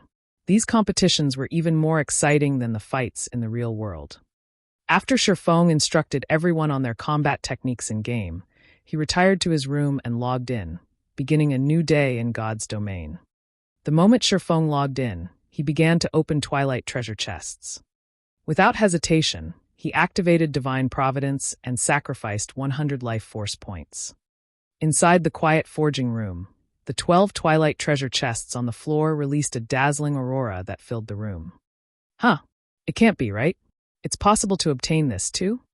Shifeng looked at the golden book in his hand. Shifeng was already relatively happy about being able to obtain several more pieces of Tier 1 set equipment from the 12 treasure chests. However, upon seeing this glowing golden book, his joy became utter shock. The Book of Gold. This was the best possible item a lifestyle guild could obtain from the Twilight treasure chest. This book was not any ordinary item. It was a consumable item that would vanish after use. To an individual lifestyle player, this book's effects were not particularly significant. To a lifestyle guild, however, it surpassed even that of an epic item. Book of Gold consumable. Permanently increases the proficiency of a single player's lifestyle skill by 1 rank to a maximum of master rank. Can also be used to increase the proficiency of 100 players' lifestyle skills by 1 rank to a maximum of advanced forger for 2 days. With this item, I can temporarily promote those advanced forging apprentices to basic forgers and promote Cream Cocoa and the others to intermediate forgers, significantly increasing their production speed and success rate. Shifeng could already imagine just how frightening the Candlelight trading firm would become with a sudden influx of so many basic forgers. Although there was only a gap of 1 rank between a basic forger and an advanced forging apprentice, it was a massive gap. Using the Lightstones as an example, while advanced forging apprentices only had a success rate of 20% to 30%, basic forgers had a success rate of 60% or higher. Not to mention, many items required one to be at least a basic forger to craft them. Until now, there were only 3 basic forgers in all of White River City, Melancholic Smile and the other 2. Other cities might not even have 1 basic forger, let alone 3. If the Candlelight trading firm had 100 forgers, its impact on the market would be astronomical. Most likely, even if one added together all the forgers throughout Starmoon Kingdom right now, that number would not even reach half of the Candlelight trading firms. Melancholic, contact all trustworthy advanced forging apprentices immediately and have them gather in the 5th floor meeting room. Shifeng did not wish to leave the Book of Gold unused. Chapter 534, Fire Dragon Potion. Maple City, overwhelming trading firm. Master Aspiration. May I know if you are satisfied with the overwhelming trading firm's advanced alchemy room? Yulan asked softly as she watched the white-haired old man standing beside the workbench. Currently, this old man held a purple glass bottle and gently swirled it around. Yulan was extra careful when dealing with this old man, Master Silent Aspiration, treating him with more respect than even Feng Xianyang. Although this white-haired old man was already past 70 years old, even Underworld's upper management had to show this man great respect, much less a young woman like herself. Before Yulan had even been born, this old man had explored virtual reality games for many years. And throughout all these years, he had focused fully on the art of alchemy. In this day and age, nobody in the virtual gaming world's alchemy industry did not know the name Silent Aspiration. Old man Silent Aspiration was already a basic alchemist. Meanwhile, if Shifeng could see the potion this old man was concocting right now, he would find it both shocking and familiar. The potion in the glass bottle was a fire resistance potion. However, it was not just any fire resistance potion. It was a modified variation. In the past, this potion had been known as the Fire Dragon Potion, and it had been extremely famous throughout God's domain. Not only did it provide more fire resistance than a basic fire resistance potion, but its duration was also much longer. Most importantly, the Fire Dragon Potion increased a player's strength by 10 points during its duration. The Fire Dragon Potion's effects could also stack to a maximum of 50 strength and 100 fire resistance. To an ordinary player, 50 strength was a significant increase, not to mention experts. Not bad. I never expected that you, little girl, could actually obtain such a good bottle. This has finally allowed me to complete my newly developed potion. Silent Aspiration smiled at the red liquid inside the purple bottle. Satisfied, he said, "Sure enough, it is as I surmised. Not only will the fire resistance stack, but the strength bonus will also stack. Seeing as the basic version of the potion already possesses such wonderful effects, let's call this the Fire Dragon Potion. Little girl, consider yourself lucky. Master Aspiration, you truly are amazing. You are actually capable of producing such a powerful potion. May I know the success rate for this Fire Dragon Potion?" Yolan's eyes lit up with joy when she saw the Fire Dragon Potion's effects. In order to convince Master Silent Aspiration to come to Maple City and help Overwhelming Smile, she had to go through much difficulty to obtain this set of mysterious iron alchemy equipment. However, compared to the value of this Fire Dragon Potion, a set of mysterious iron alchemy equipment was nothing considerable. Relax. If this old man crafts the potions personally, my success rate is 50%, and though the success rate of other alchemists might be below 30%, the materials I've used to concoct this potion are all common. It won't do much harm to waste some, Silent Aspiration laughed. To develop the Fire Dragon Potion, he had invested a lot of time. Otherwise, he would have long since become an intermediate alchemist by now. Many thanks for Master Aspiration's help. Now that we have the Fire Dragon Potion, as long as we nurture a large number of alchemists, the Candlelight Trading Firm will no longer be a problem, Yulan said confidently. As the creator of the Fire Dragon Potion, Silent Aspiration could distribute its recipe to as many people as he wanted. It would be extremely easy for the Overwhelming Trading Firm to develop a small army of alchemists. Moreover, the Overwhelming Trading Firm would have exclusive rights to sell the Fire Dragon Potion. It was far more precious than any rare forging design or recipe. It was impossible for anyone outside the trading firm to produce it. With this potion, who could possibly challenge the Overwhelming Trading Firm? I've already produced what you requested. Little girl, if you wish to keep me here, you need to remember the secret silver equipment you promised me, Silent Aspiration reminded her. To this old man, nothing was more valuable than refining his alchemy. In particular, the alchemy in God's domain was unbelievable. If possible, he would have immersed himself in research every day. Unfortunately, his equipment was not good enough. Otherwise, he would not have bothered helping Yulan. Master Aspiration, please rest assured. I have already found some clues leading to the set. I believe that it won't be long before we obtain a set of secret silver alchemy equipment for you, Yulan guaranteed. In the meantime, however, I will have to trouble Master Aspiration to produce a few more Fire Dragon Potion recipes. That way, I can earn the money required to buy the alchemy equipment quickly.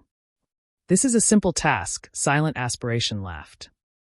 As time passed by, the various guilds throughout God's domain no longer competed over dungeons. Instead, they had shifted their focus to competing in trade. This competition only grew fiercer as more time passed. This shift had occurred because everyone had seen just how profitable the Candlelight Trading Firm was. After just 2 short days, many guilds had opened their own shops. Even Ouroboros had opened a shop in Starmoon City, though the shop was nowhere near the central district. However, Gentle Snow had not had much choice. She had seen just how much money the Candlelight Trading Firm raked in every day. By the time Ouroboros collected enough reputation points and coins to purchase a golden land, the Candlelight Trading Firm would have monopolized Starmoon City's trade. So, she made the decision to set up a shop in the city's outer district first. At the very least, the guild could gain a small income of coins this way. Meanwhile, Overwhelming Smile was even more amazing. Not only had the guild set up a shop in Maple City, but it had also opened another shop in White River City, challenging the Candlelight Trading Firm. Young Master Feng, everything has been prepared. At noon, we should have a sufficient stockpile of the Fire Dragon Potion. At that time, Our men will announce the sales of the potion throughout White River City. Even if the overwhelming trading firm is not situated in the golden areas, everyone will still swarm the shop. Moreover, the candlelight trading firm only has 3 people capable of producing the basic strengthened armor kits. When the time comes, it will fall to the overwhelming trading firm. Excellent. Yulan, you've done splendidly this time. You were actually able to obtain something as valuable as the Fire Dragon Potion. With this potion, the overwhelming trading firm will lure a large number of players. We'll reduce the prices for the other products as well. I want to see just how the candlelight trading firm plans to compete. Feng Xianyang said gleefully. Underworld had money and manpower. They could easily obtain a large stock of materials. In addition to Silent Aspiration's unlimited supply of Fire Dragon Potion recipes, each additional basic alchemist they nurtured would be one more capable of producing the Fire Dragon Potion. Currently, the overwhelming trading firm already possessed 6 basic alchemists. As more time passed, that number would only increase. On the other hand, the candlelight trading firm had no way to increase the number of forgers who could craft basic strengthening armor kits, no matter how many basic forgers they hired. Meanwhile, Candlelight's unsatisfied customers would naturally run to the overwhelming trading firm. After all, many level 25 dungeons required players to have fire resistance. One could say that the Fire Dragon Potion was more valuable to players than the basic strengthened armor kits. Moreover, every player only possessed limited funds. As the Fire Dragon Potion was cheaper than the basic strengthened armor kits, when comparing the benefits one could gain from the two, players would prioritize the Fire Dragon Potion. While Feng Xianyang fantasized about monopolizing White River City's trade with the overwhelming trading firm, Shifeng's work was in full swing. To maximize the benefits of the Book of Gold, Shifeng allowed all trustworthy advanced forging apprentices to become basic forgers and had them produce light stones ceaselessly for 2 days. As for Shifeng himself, after becoming a forger, he had unlocked the forging design for the intermediate mana armor kit. Hence, throughout the duration of the Book of Gold, he focused on forging intermediate armor kits without rest. In addition, during this time, Shifeng had secretly recruited Gentle Snow's help to establish a few candlelight trading firms in several other major cities, particularly the major cities in Starmoon Kingdom's eastern region.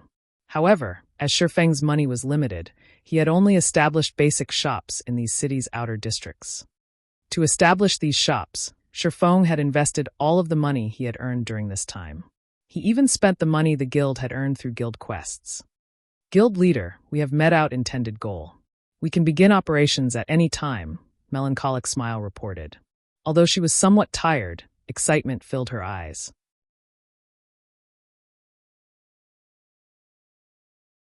Chapter 535, Difference in Background. Begin selling them in the shops, then. Shifeng nodded. During the past 2 days, Shifeng had nearly 100 basic forgers produce light stones constantly. Their stock of light stones was enough to supply multiple cities. In addition, the proficiency gained during this period had allowed many advanced forging apprentices to earn the promotion to basic forgers. With this, they could meet the public's demand even after their current stockpile ran out. Guild leader, how much should we sell them for? Melancholic Smile asked. Previously, she had focused on her work fully, giving no thought as to how much they should sell the light stones for. The materials used to produce the light stones were very common. A 20-piece stack of light stones cost less than 3 silver to craft. Factoring in a basic forger's success rate, which was just slightly above 50%, the total cost would be around 6 silver per stack. Simple. Sell each piece for 1 silver and each stack for 19 silver, Shifeng stated directly. Unlike the basic strengthened armor kits, which were considered luxury items to most ordinary players, light stones were commonly used items.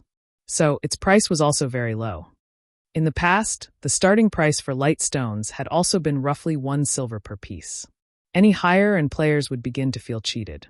However, as the number of players who could produce the item increased, the light stone's price would eventually fall to 50 copper per piece and 10 silver per stack. What about the intermediate mana armor kits? Melancholic Smile asked. In reality, Melancholic Smile didn't believe that the light stones were candlelight trading firm's trump card. Rather, she believed that their success lay in the intermediate mana armor kits. Only Feng could produce the intermediate armor kit, as nobody else had the design. This was the Candlelight trading firm's greatest advantage. Others might not realize this, but the reason behind Starstreak Trading Firm's fierce competitive edge was the basic mana armor kit. Even now, the basic mana armor kits were still highly sought after by elite players. Intermediate mana armor kit can be made into either physical or magical intermediate armor kit. Bound to character after equipping. Intermediate physical armor kit. Defense plus 200. Strength plus 10, endurance plus 12, agility plus 10. Maximum binding limit per character. 3. Can only be bound to level 25 equipment or above. Intermediate magical armor kit. Defense plus 60. Intelligence plus 10, endurance plus 12, vitality plus 10. Maximum binding limit per character. 3. Can only be bound to level 25 equipment or above. If a player equipped 3 intermediate mana armor kits, the total attributes they received would be the equivalent of wearing an additional piece of level 25 dark gold equipment. One could not buy level 25 dark gold equipment through the market, even if they had the money. Many people offered prices of 20 gold or more for non-MT dark gold equipment, not to mention dark gold weapons and equipment for MTs. Currently, God's Domain's elite players were around level 25, so they could conveniently use the intermediate mana armor kits. Hence, now was the best time to sell them. However, it was also this reason that made it difficult for Feng to set the price for the kits. He could neither sell it too cheap nor too expensive. Moreover, there was also the fact that he wouldn't have a lot of free time to produce the intermediate mana armor kits. Let's set them a 5 gold for now, Feng said after pondering for a long moment. Although the various guilds currently busied themselves with commerce and had already spent a significant sum of money, they should still possess a small amount of gold. To claim the first clears of large-scale team dungeons, they would have no qualms about spending several hundred gold to equip a team fully with intermediate mana armor kits. Following which, Melancholic Smile began to prepare. Meanwhile, the overwhelming trading firm had also begun selling the Fire Dragon potions.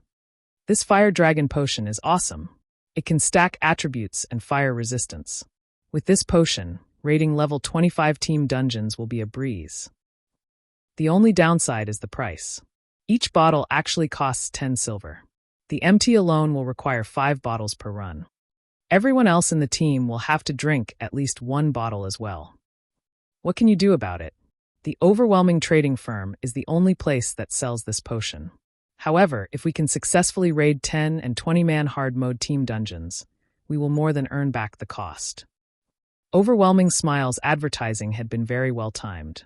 As the Fire Dragon potions went on sale, people began to promote the potion at the various lively locations throughout White River City.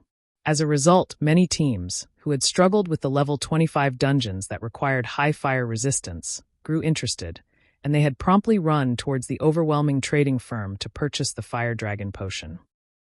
Shortly after the Fire Dragon promotion went up for sale, some of the players visiting the Candlelight trading firm to purchase daily necessities discovered that something had changed. There were several new counters in the hall on the first floor. Initially, due to the recent increase to Candlelight space, the first floor had felt relatively empty. Now, however, it was just right. What is this? Curious players quickly flocked around the new counters. Hello, sir. This is our Candlelight trading firm's newest product, the Lightstone. With this item, you won't have to worry about not being able to grind at night, the NPC beauty slowly explained. To ordinary players, nothing was more of a headache than grinding at night. At night, not only was monsters' vision unaffected, but there was also a certain increase to monsters' combat power. On the other hand, players' vision was considerably limited during nighttime, significantly affecting their combat power. However, this was still not the biggest problem. At night, because of the vision problem, it was much easier for monsters to ambush parties. Hence, ordinary players were normally afraid of grinding monsters in the dark. Meanwhile, the Lightstone just happened to brightly illuminate a large area, allowing players to see as if it were daylight. With this item, not only would monsters' strength remain unchanged, but it was also easier for players to avoid ambushes. Since players would be able to see as normal, they could also fight with their usual combat power, so grinding monsters would be as easy as it was during the day. Crap, there's actually such a good item available? How much is it? A player asked. As this is a new product, we are selling each light stone at the low price of 1 silver coin. You can also buy a stack of 20 at a discounted price of 19 silver coins. The NPC beauty smiled brightly as she spoke. It's so cheap. I want 1 stack. Wait, I want 2 stacks. Suddenly, the players inside the hall began to purchase light stones madly. Although ordinary players did not make a lot of money, they normally formed parties when grinding in the fields. If they split the cost of 19 silver between each party member, they could easily afford the light stones. Moreover, each stack of light stones could last a party up to 2 nights. As long as one casually tallied up the accounts, the majority of the independent players would not miss out on this opportunity.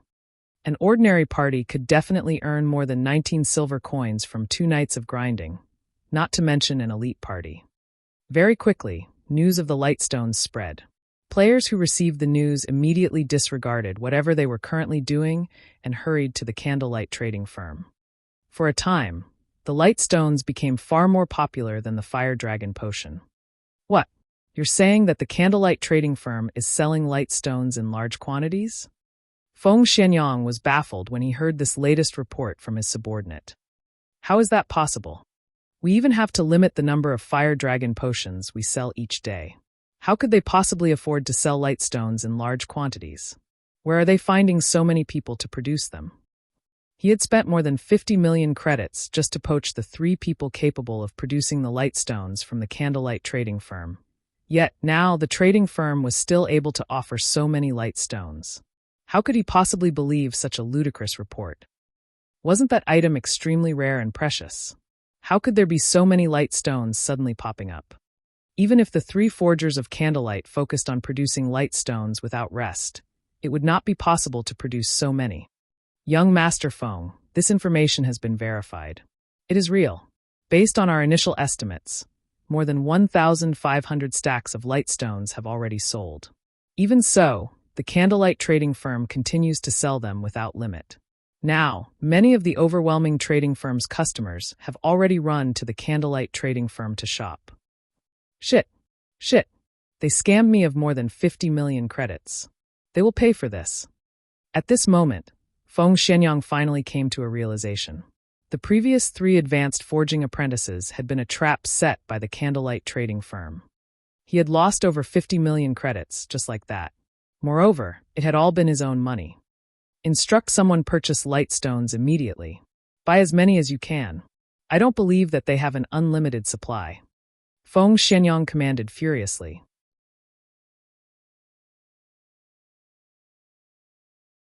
Chapter 536, Unshakable. Under Feng Xianyang's command, Yulan, who was currently in Maple City, gave a new command. Reduce their prices further. Miss Yulan, we won't earn much money if we reduce our prices any more than this, a female assistant cautioned. I don't want this either. Yulan shook her head helplessly. The candlelight trading firm's new move is simply too effective. It actually obtains such a valuable product. Both ordinary players and elites require this light stone. Although our fire dragon potions are also very useful, only elite teams and various guilds can afford to buy them. Meanwhile, our stock of fire dragon potions is very limited. As a competitive edge, it stands no chance against the light stone at all. If they wanted to lure players to the overwhelming trading firm, their only option was to do so with their common products.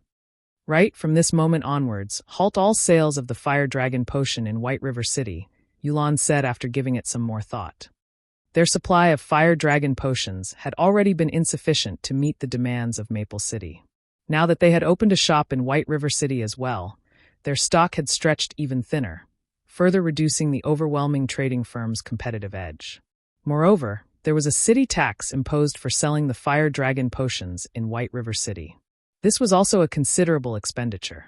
So now their best option was to maintain the overwhelming trading firm's competition in Maple City above all else. Understood. The female assistant then left the meeting room. Overwhelming trading firm's price reduction on its common goods had indeed attracted more ordinary players. Common items such as whetstones and advanced whetstones, various food and beverages, regeneration potions and mana recovery potions, basic scrolls, and more were must-have items when grinding in the fields. Now that the overwhelming trading firm offered a 40% discount on these items, many ordinary players ran to its shops to purchase these items. For a time, the weakened overwhelming trading firm in Maple City suddenly stood on equal footing with the Candlelight trading firm. The Candlelight trading firm had the basic strengthened armor kits and the light stones. The overwhelming trading firm possessed the Fire Dragon potion and discounts on common goods. This situation overjoyed Maple City's players. While the Candlelight trading firm did not possess too large of an advantage in Maple City, in other cities, however, it was an entirely different story. The trading firm was like the sun at high noon in these cities. Because of the light stones, a large number of players swarmed the Candlelight trading firm's shops. Most of these players might have initially arrived with the intention of only purchasing the light stones. However, upon seeing the wide array of products the trading firm offered, they fell prey to temptation and bought other items as well. Suddenly, the Candlelight trading firm's income exploded. Meanwhile, the trading firm's most exaggerated sources of income were still Star Moon City and White River City. As the Candlelight trading firm had set up its shops on these two cities' golden lands, it had instantly become an unshakable player-owned trading firm there. The traffic other player-owned trading firms enjoyed was nothing compared to what the Candlelight trading firm saw.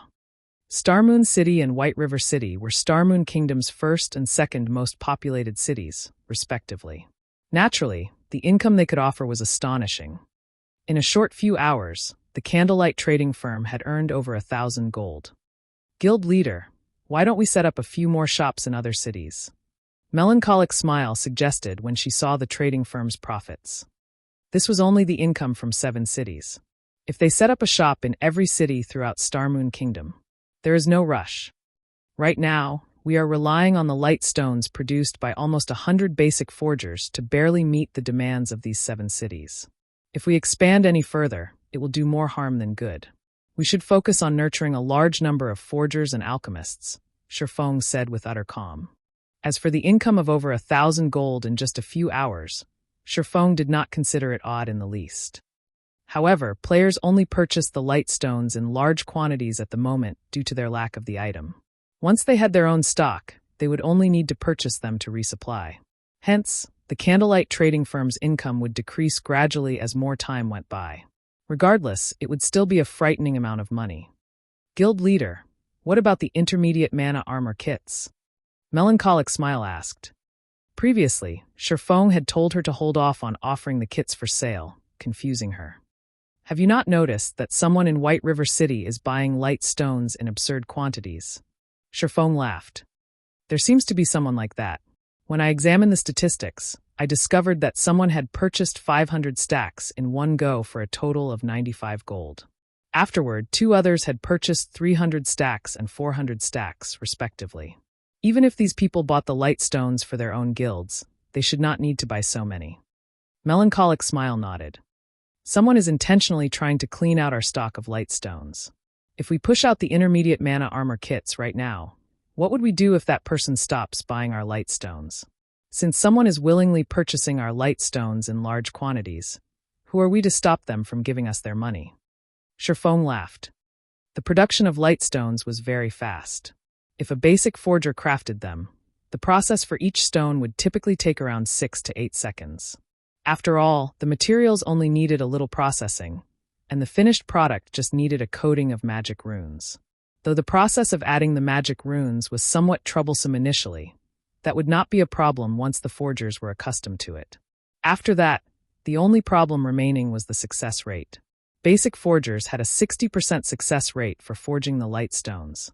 If they had good equipment and tools, their success rate could be increased to around 70% or so.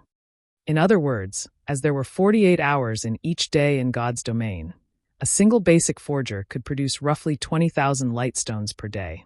If 100 people worked for 2 days continuously, they would have 4 million light stones.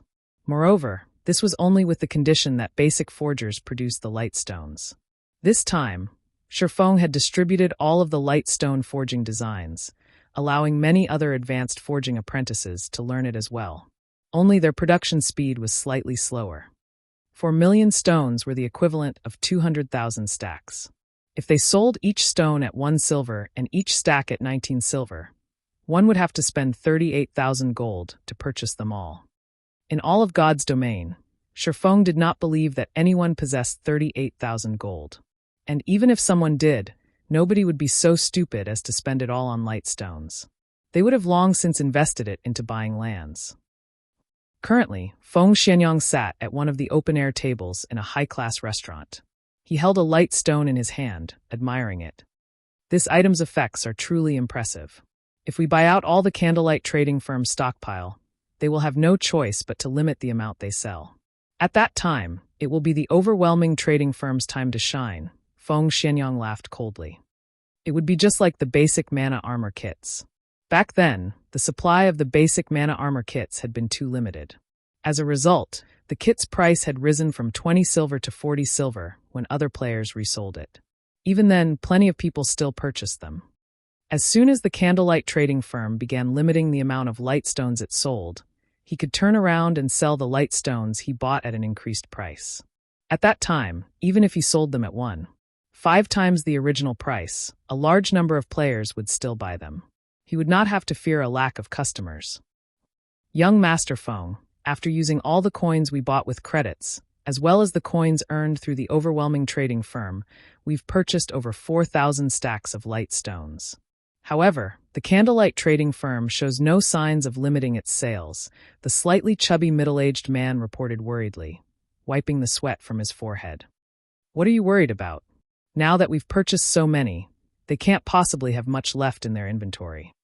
It won't be long before it is our time to shine, Feng Xianyang comforted the man, utter confidence filling each word. He had already asked the 3 advanced forging apprentices he had previously poached, so he knew that advanced forging apprentices had less than a 30% success rate for producing the light stones. Moreover, each stone required more than a dozen seconds to craft. Even if the candlelight trading firm had over a dozen people forging light stones constantly, it could not accumulate a large stock over a few days. After they had purchased so many stacks, even if the candlelight trading firm was not currently at its limit, it soon would be. Now, all he had to do was wait.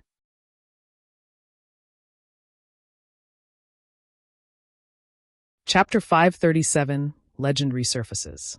Inside the candlelight trading firm's serene and quiet special forging room, after spending a long time planning for the trading firm's future, the sound of his communicator ringing suddenly entered Shifeng's ears. He sure is fast. Shifeng's lips curled up when he looked at the name of the caller. The person contacting him this time was none other than Everlasting War, the person who had invited him to participate in the Dark Arena before. Shifeng promptly removed the demon mask's disguise, returning to his appearance as Yifeng. He then accepted the call and said, "Brother Everlasting, long time no see. It seems that your strength has risen significantly once again." He could not see Everlasting War's current level through the screen, but judging from the change in the other party's equipment, he could tell at a glance that Everlasting War had undergone quite an improvement. The last time Shifeng saw the Guardian Knight, Everlasting War was geared in a mix of fine gold and dark gold equipment, with the latter numbering only 3 or 4 pieces. Now, however, the majority of his equipment was giving off the glow effect of dark gold equipment. One could easily imagine how much his combat power had increased. Everything I am wearing right now came from the corporation. As long as Brother Yifeng officially joins the battle team, the corporation will naturally give you their full support as well, Everlasting War laughed. He was delighted with the equipment he was wearing right now. Otherwise, he would not have purposefully revealed their special effects. In reality, his objective in showing off his equipment was to display to Shifeng the strength of the corporation sponsoring their battle team. Such strength was indeed not something the guilds that one could find in the game could compare with. Take level 25 dark gold equipment, for example. In the current god's domain, such an item was scarce, and every piece could sell for an astronomical amount. Moreover, even if one could afford it, there was no guarantee that they would have a chance to buy one. Even first-rate guilds only possessed several pieces. On the other hand, the majority of Everlasting War's equipment was level 25 dark gold equipment. The force backing him was evidently powerful. The time and venue for the test have already been set. It will be held 4 days from now in the Beast Empire's capital city, Beast City. At that time, you only need to come to the underground arena of Beast City. I will be waiting for you there, Everlasting War said, his expression suddenly turning serious. I hope that Brother Yifeng treats this matter seriously. During these 4 days, try to improve your equipment's quality as much as possible. I've heard that the higher-ups of the corporation have also found quite a few experts to participate in the test this time around. Among them, a few even possess powerful backers themselves, and they are mostly Apex experts of the virtual gaming world. The competition this time is sure to be very intense. However, as long as you manage to pass it, the treatment you will receive will surely exceed your imagination. Thank you for your reminder. I will make sure to arrive on time, Shifeng laughed, not bothering to add anything else. As for Everlasting War's advice for him to upgrade his equipment, Shifeng had previously thought about doing so before. However, how could epic equipment possibly be that easy to obtain? Epic equipment? Shifeng could not help but ponder. At this point, he had already used up all the excess life force points he had saved up in the Icarus's heart. If he wished to upgrade the necklace to epic rank, he would have to collect the full 5,000 life force points required. However, after using that many life force points to open Twilight treasure chests, he had also obtained quite a harvest. Currently, he had also completed the Tier 1 set equipment for Shield Warriors and Guardian Knights. There were even a few extra set pieces for a second set. He had also completed the Tier 1 set equipment for Assassins, Elementalists, and Clerics. As for Berserkers, Rangers, and Druids, he was still missing 1 set piece for each class. He also obtained 2 extra set pieces for Swordsmen. Other than these Tier 1 set equipment, he had also obtained plenty of level 30 fine gold and dark gold equipment. Overall, his harvest was quite bountiful. It's been some time since I last targeted Overwhelming Smiles members. If I go for them again right now, they should not be too on guard against me. Shifeng licked his lips. There weren't many Twilight treasure chests remaining. If he could upgrade the Icarus's heart to epic rank and obtain another shop promotion order, at that time, the Candlelight trading firm would truly become unstoppable. Saying so, Shifeng immediately went into action. After leaving the special forging room, he immediately headed towards the teleportation hall. Although it was somewhat inconvenient to take action during daytime, with his standards, he would have no problems ambushing a bunch of elite players. Just as Shifeng arrived at Maple City, Melancholic Smile called him. Guild leader, that group of people has finally stopped buying light stones in bulk. Do we begin now? Melancholic Smile asked with anticipation. It had been quite some time since the light stones first went on sale. Now, the Candlelight trading firm's income was gradually decreasing as the enthusiasm of players began to cool down. If they added more fuel to the fire at this moment, they were bound to deal the other player-owned trading firms a significant blow, as well as solidify the Candlelight trading firm's position further. Okay, since we've wrung them dry already, begin selling, then. Shifeng nodded. The reason why he chose not to sell the intermediate mana armor kits until now was his concern that some people would intentionally purchase them in bulk. Then, when the Candlelight trading firm's supply of the kits ran out, these people could take advantage of the situation to deal with the Candlelight trading firm, as well as earn a fortune while they were at it. Hence, Shifeng planned to utilize the light stones first to deplete the funds of these people. Soon, another new counter appeared simultaneously in the first-floor halls of the various Candlelight trading firms. Why was another counter added to the Candlelight trading firm? A berserker, who had come to purchase light stones, asked curiously. Hello, sir. This here is our Candlelight trading firm's latest product, the Intermediate Mana Armor Kit. This item will greatly increase your attributes. Moreover, you can equip up to 3 kits at a time, the beautiful NPC saleswoman explained. What? This is the Intermediate Mana Armor Kit. The berserker was stunned. The basic mana armor kits had long since become a legend in the city. Currently, each kit sold for 50 silver. Even so, many still wished to buy it. Unfortunately, there just was no supply for the item. Now that the intermediate version of the kits had suddenly appeared, how could this not be surprising?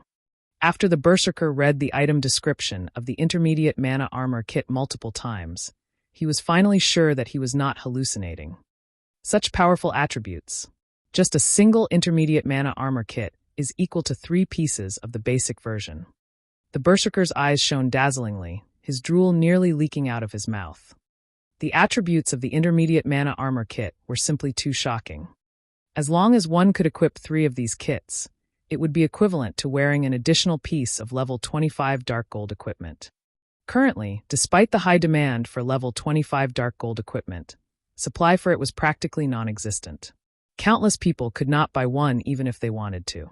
If he could equip 3 intermediate mana armor kits right now, it would be equivalent to having an additional piece of level 25 Dark Gold equipment. Just imagining it exhilarated the berserker. Battles in God's domain relied on 2 things: the player's techniques and the player's attributes. At this stage of the game, even if one had passable techniques, they would still have to consider the attributes of their equipment before they could try raiding a dungeon. To an ordinary player, even being fully geared in mysterious iron equipment was a dream, not to mention owning a piece of Dark Gold equipment. The attributes of a single piece of Dark Gold equipment could easily rival that of multiple pieces of mysterious iron equipment. If an ordinary player could equip 3 intermediate mana armor kits, it would no doubt result in a massive increase in strength. Crap! I was only missing just that bit of attribute to qualify for that 20-man team dungeon last time. If I can equip 3 of these intermediate mana armor kits right now, the team leader will definitely beg me to join them. The berserker could not help but fantasize. However, when he laid his eyes on the price of the kits, each intermediate mana armor kit actually cost 5 gold. Suddenly, the berserker was dumbfounded. Although ordinary players could not afford to buy the kit, news about it still spread like lightning. The kits became the headline news on the official forums right away. Shocking emergence of the intermediate mana armor kits.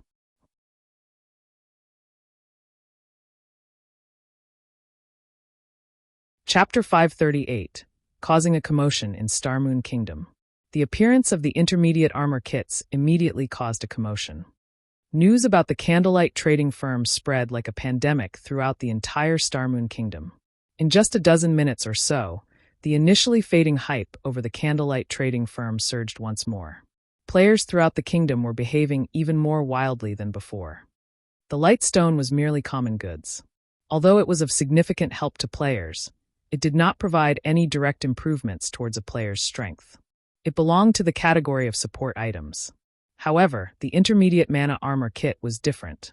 This was an item whose sole purpose was to increase a player's attributes. Moreover, it provided a considerable increase. Upon receiving news regarding this matter, many elite parties and teams that were out in the field immediately dropped what they were doing and rushed back to their respective cities. They made a straight dash to the candlelight trading firm to purchase the intermediate mana armor kits.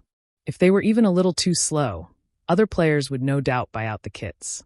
It would be just like the basic mana armor kit, which had already passed into legend. According to the legend, many players who had managed to purchase the basic mana armor kits when they were initially released had already become experts by now.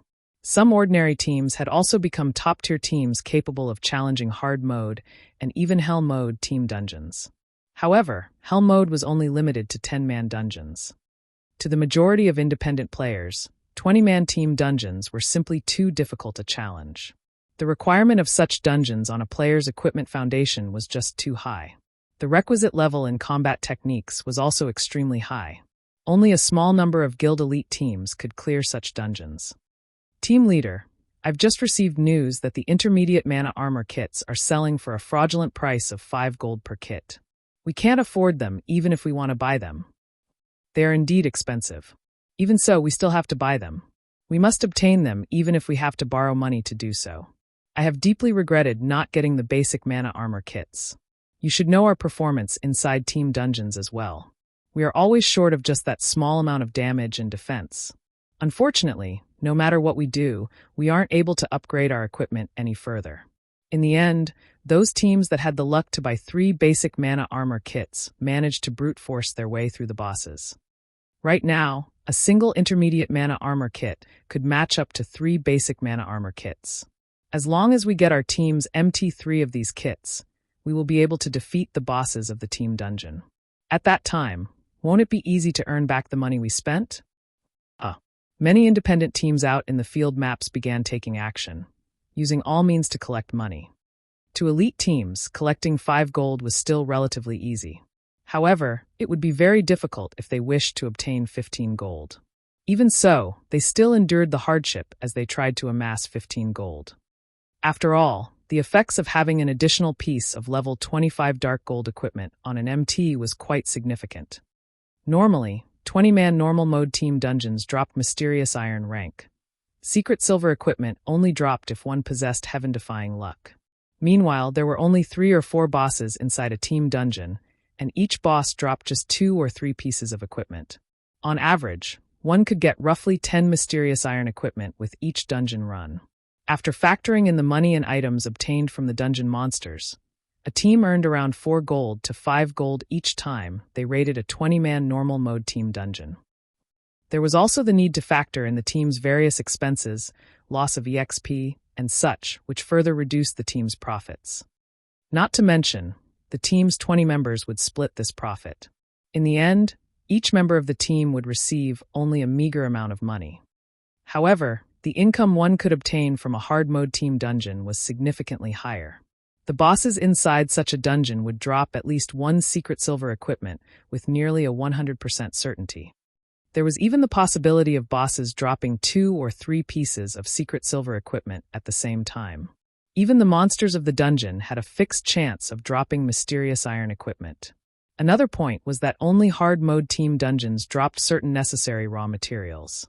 After adding up the various types of income, a team would typically earn at least 10 gold from every dungeon run, more than double that of normal mode team dungeons.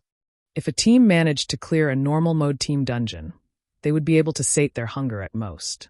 However, if they succeeded in raiding a hard mode team dungeon, they would be able to dine like kings. Every time inside bars, there was bound to be some amazing teams celebrating their successful raid over a hard mode team dungeon, earning the envy of the surrounding players. Now that everyone received such an opportunity again, the players naturally had to make a desperate effort for it. For a time, players swarmed the candlelight trading firm. However, a majority of the players who came were only here to act as a placeholder for now. That was right, a placeholder. The teams backing these players were currently still in the midst of collecting money. As soon as they gathered enough, they would immediately purchase the intermediate mana armor kits from the trading firm, afraid that the kits would sell out. Although few independent players could afford the intermediate mana armor kits, it was an entirely different story for guilds. Guilds were already willing to invest thousands of gold in a single shop, not to mention spending several hundred gold to equip their core teams with intermediate armor kits.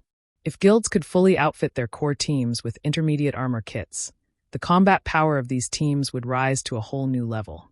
There was no question that it was a worthwhile investment. All the guilds that had received news regarding the intermediate mana armor kits immediately hurried over to the candlelight trading firm. Moreover, these guilds were incredibly ambitious, each and every one of them asking to buy 100 or more kits without hesitation. "What did you say? Why aren't you selling it to me?" A guild representative shouted angrily. "Have a good look. I don't lack the money to pay for them." "Sir, my apologies, but since the supply for the intermediate mana armor kits is too limited, we are only selling it in limited quantities. Ordinary players are allowed to buy at most 1 kit each time. As you are representing a guild, you will only be allowed to buy a maximum of 9 kits. If you are from one of the guilds partnered with the candlelight trading firm, you will be allowed to purchase up to 21 kits at a single time."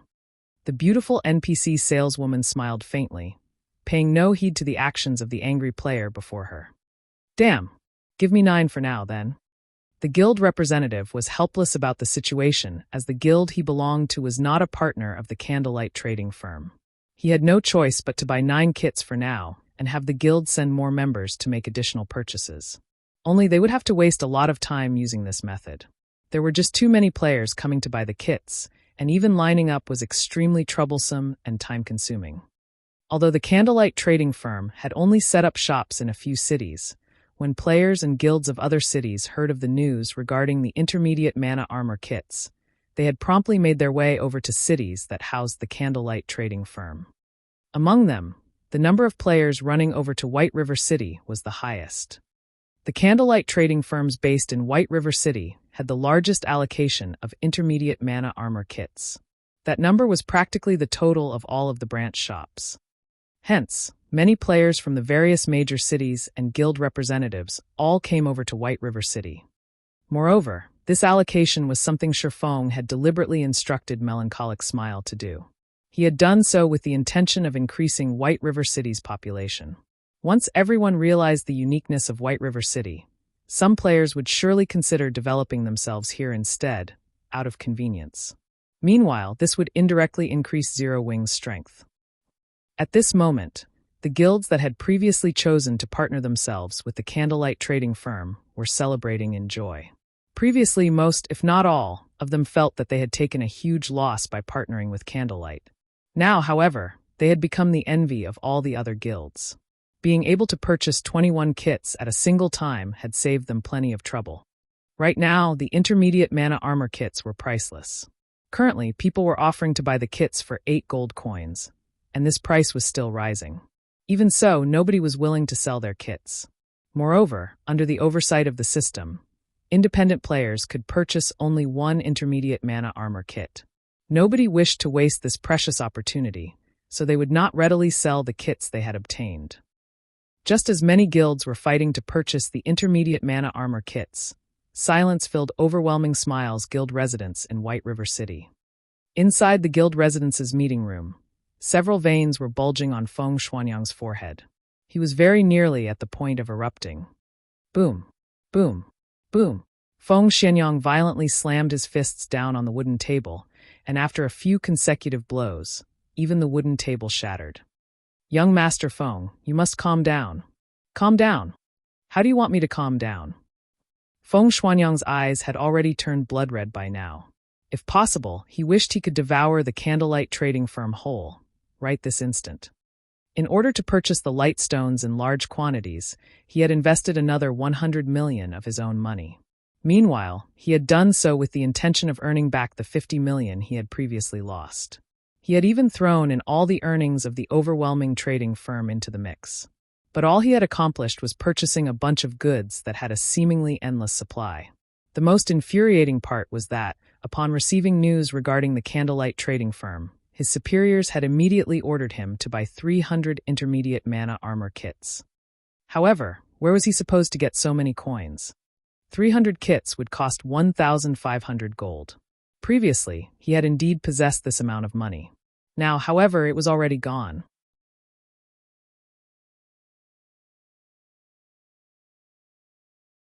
Chapter 539, Dominant Force. Young Master Feng, if there really is no other way, then let's sell the light stones we bought cheaply. This way, we can get back most of the money we lost. Sell them cheaply? Feng Xuanyang pondered. He had indeed thought about this method before. However, who would want to buy them? Currently, everyone had their eyes on the intermediate mana armor kits, throwing everything they had into accumulating money. Since the appearance of the intermediate mana armor kits, even the exchange rate for coins had risen significantly. How could anyone possibly bother to buy light stones? Even if someone were to buy his light stones, just how many could he possibly sell? He had a full 10,000 stacks piled up in his hands right now. Forget it. If I have to make a loss, so be it. I have to complete the task the higher-ups gave me. Sell the light stones at a 20% discount, then. Sell as many as you can. Even if we can't sell them all, we can at least make some trouble for the Candlelight trading firm, Feng Xuanyang sighed. The management of Underworld was extremely strict. If he did not complete his assignment, the consequences would be very severe. He had only managed to reach this position in the organization after many difficulties. Naturally, he could not fall short after coming this far. These 10,000 stacks of light stones had cost him 1,900 gold, more than half of which came from Underworld and the Overwhelming trading firm. Although he would lose a significant sum of money by selling the light stones at a 20% discount, at least he could earn back Underworld's and Overwhelming Smile's shares of the money. He would also have the 1,500 gold required to purchase the 300 intermediate mana armor kits. Sometime later, the Overwhelming trading firm also began selling light stones. Moreover, due to Underworld's connections, Feng Xuanyang managed to quickly get in touch with the various guilds around Starmoon Kingdom. Light stones were still not available in many cities around the kingdom, which left the demands of many players unsated. So, selling the light stones at a 20% discount prompted many players to fight to purchase them. Only for every stack of light stones sold, Feng Xianyang would feel a painful sting in his heart.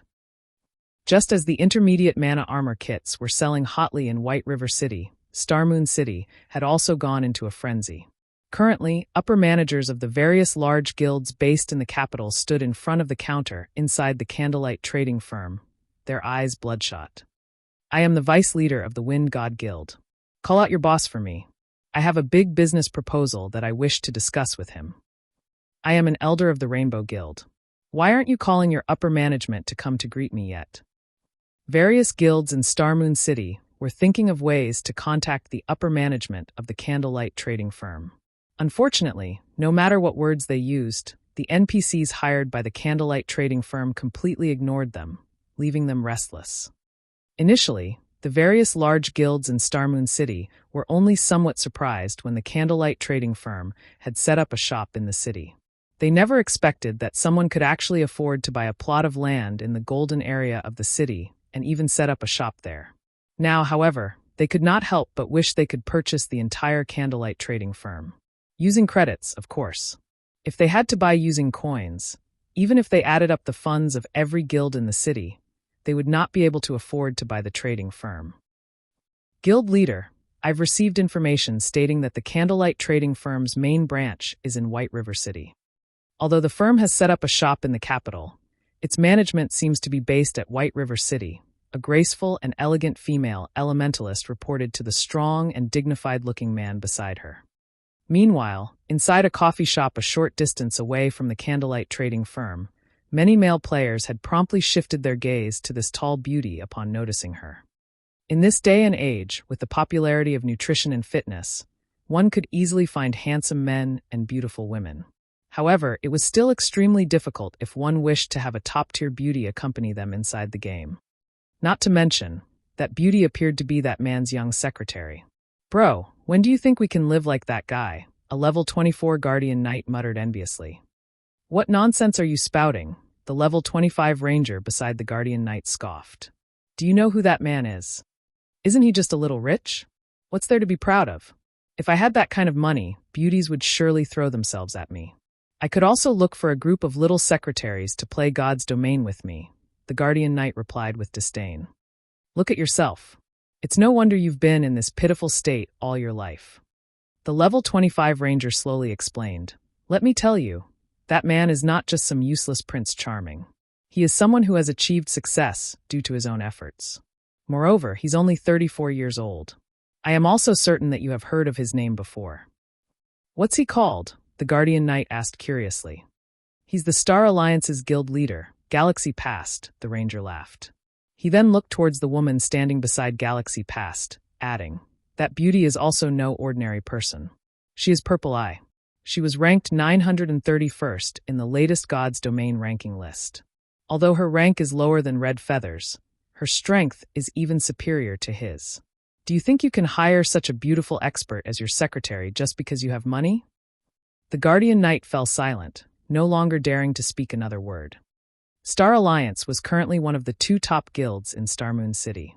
However, as Ouroboros recently had a change in leadership and was facing problems with internal strife, Star Alliance had more or less become Star Moon City's #1 guild. He would simply be seeking his own death if he dared to fool around with Galaxy Past's little secretary inside Star Moon City. He might even end up returning to level 0 in the very next day. Guild leader, do you think they are talking about you? Purple Eye laughed. How could it possibly be me? They are clearly talking about the great beauty at my side. Galaxy Past laughed. All right, ignore them. We have more important matters to address. Now that the intermediate mana armor kit has appeared, nobody in Star Moon Kingdom can afford to sit still and do nothing. It seems that we'll have to make a trip to White River City. Star Moon Kingdom's eastern region has always been secretly controlled by that mysterious organization named Underworld. We have always minded our own business. If we head over to their territory right now, I'm afraid that it would bring about negative effects, Purple Eye warned. I don't care. If we let Underworld monopolize the intermediate mana armor kits, what will we do about our development, then? A cold glint flashed across Galaxy Past's eyes as he said, In reality, Underworld has long since been an eyesore. Unfortunately, the organization's strength is altogether too massive and extensive. It has spread its influence across multiple kingdoms and even into the Black Dragon Empire. So, before this, I would only avoid looking for trouble with Underworld if possible. However, if Underworld thinks it can monopolize the intermediate mana armor kits, they can think again. The impact of the intermediate mana armor kits was too massive. Just being able to have every member of their core team receive the attributes of an extra piece of level 25 dark gold equipment was already very frightening. Moreover, these kits would not drop upon death. If they could equip even their guild's elite members with these kits, their guild would practically be invincible. Meanwhile, inside Ouroboros's guild residence. "Snow, are you really going to go?" Zhao Yueru asked, her brows knitted together. "We've just managed to stabilize the situation over here recently. If you head over to White River City, it would be troublesome if someone tries something in Star Moon City while you are away. Yueru, you should know that I don't wish to leave at such a time either. However, I must make a trip there personally for this matter." Gentle Snow shook her head. "I'll leave this place to you for now. I'll try to return as quickly as possible." At the same time, the upper managers of the various large guilds in Star Moon City had also begun bringing along their men to White River City.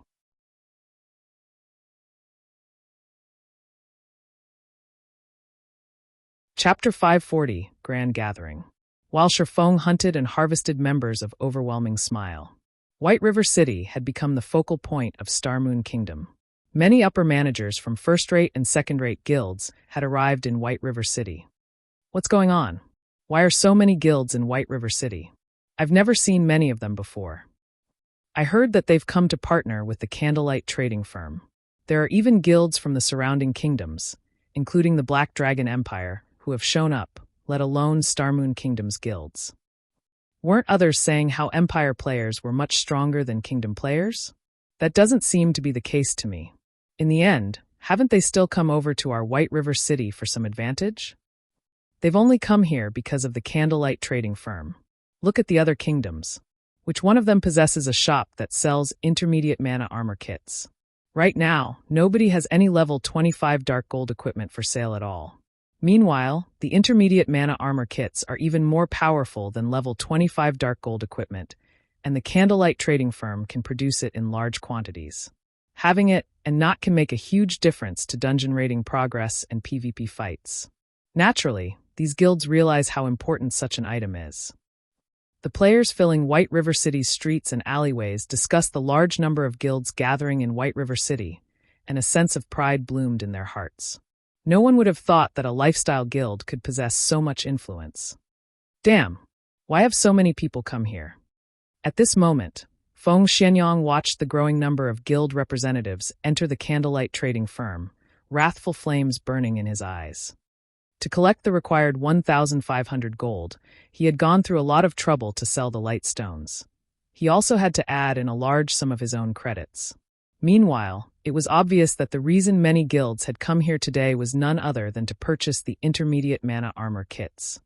The Candlelight trading firm did not offer a large supply of intermediate mana armor kits. It had been a huge challenge for him to buy 300 kits for himself. Now that more competitors had appeared, his chances of fulfilling that quota had shrunk further. Among the guilds that had arrived, the Dragon Phoenix Pavilion from the Black Dragon Empire was the most powerful. It was the first-rate guild that was the closest to becoming a super guild. Unfortunately, the pavilion was younger than those true super guilds, having been established later. Otherwise, it would have joined the super guild's ranks by now.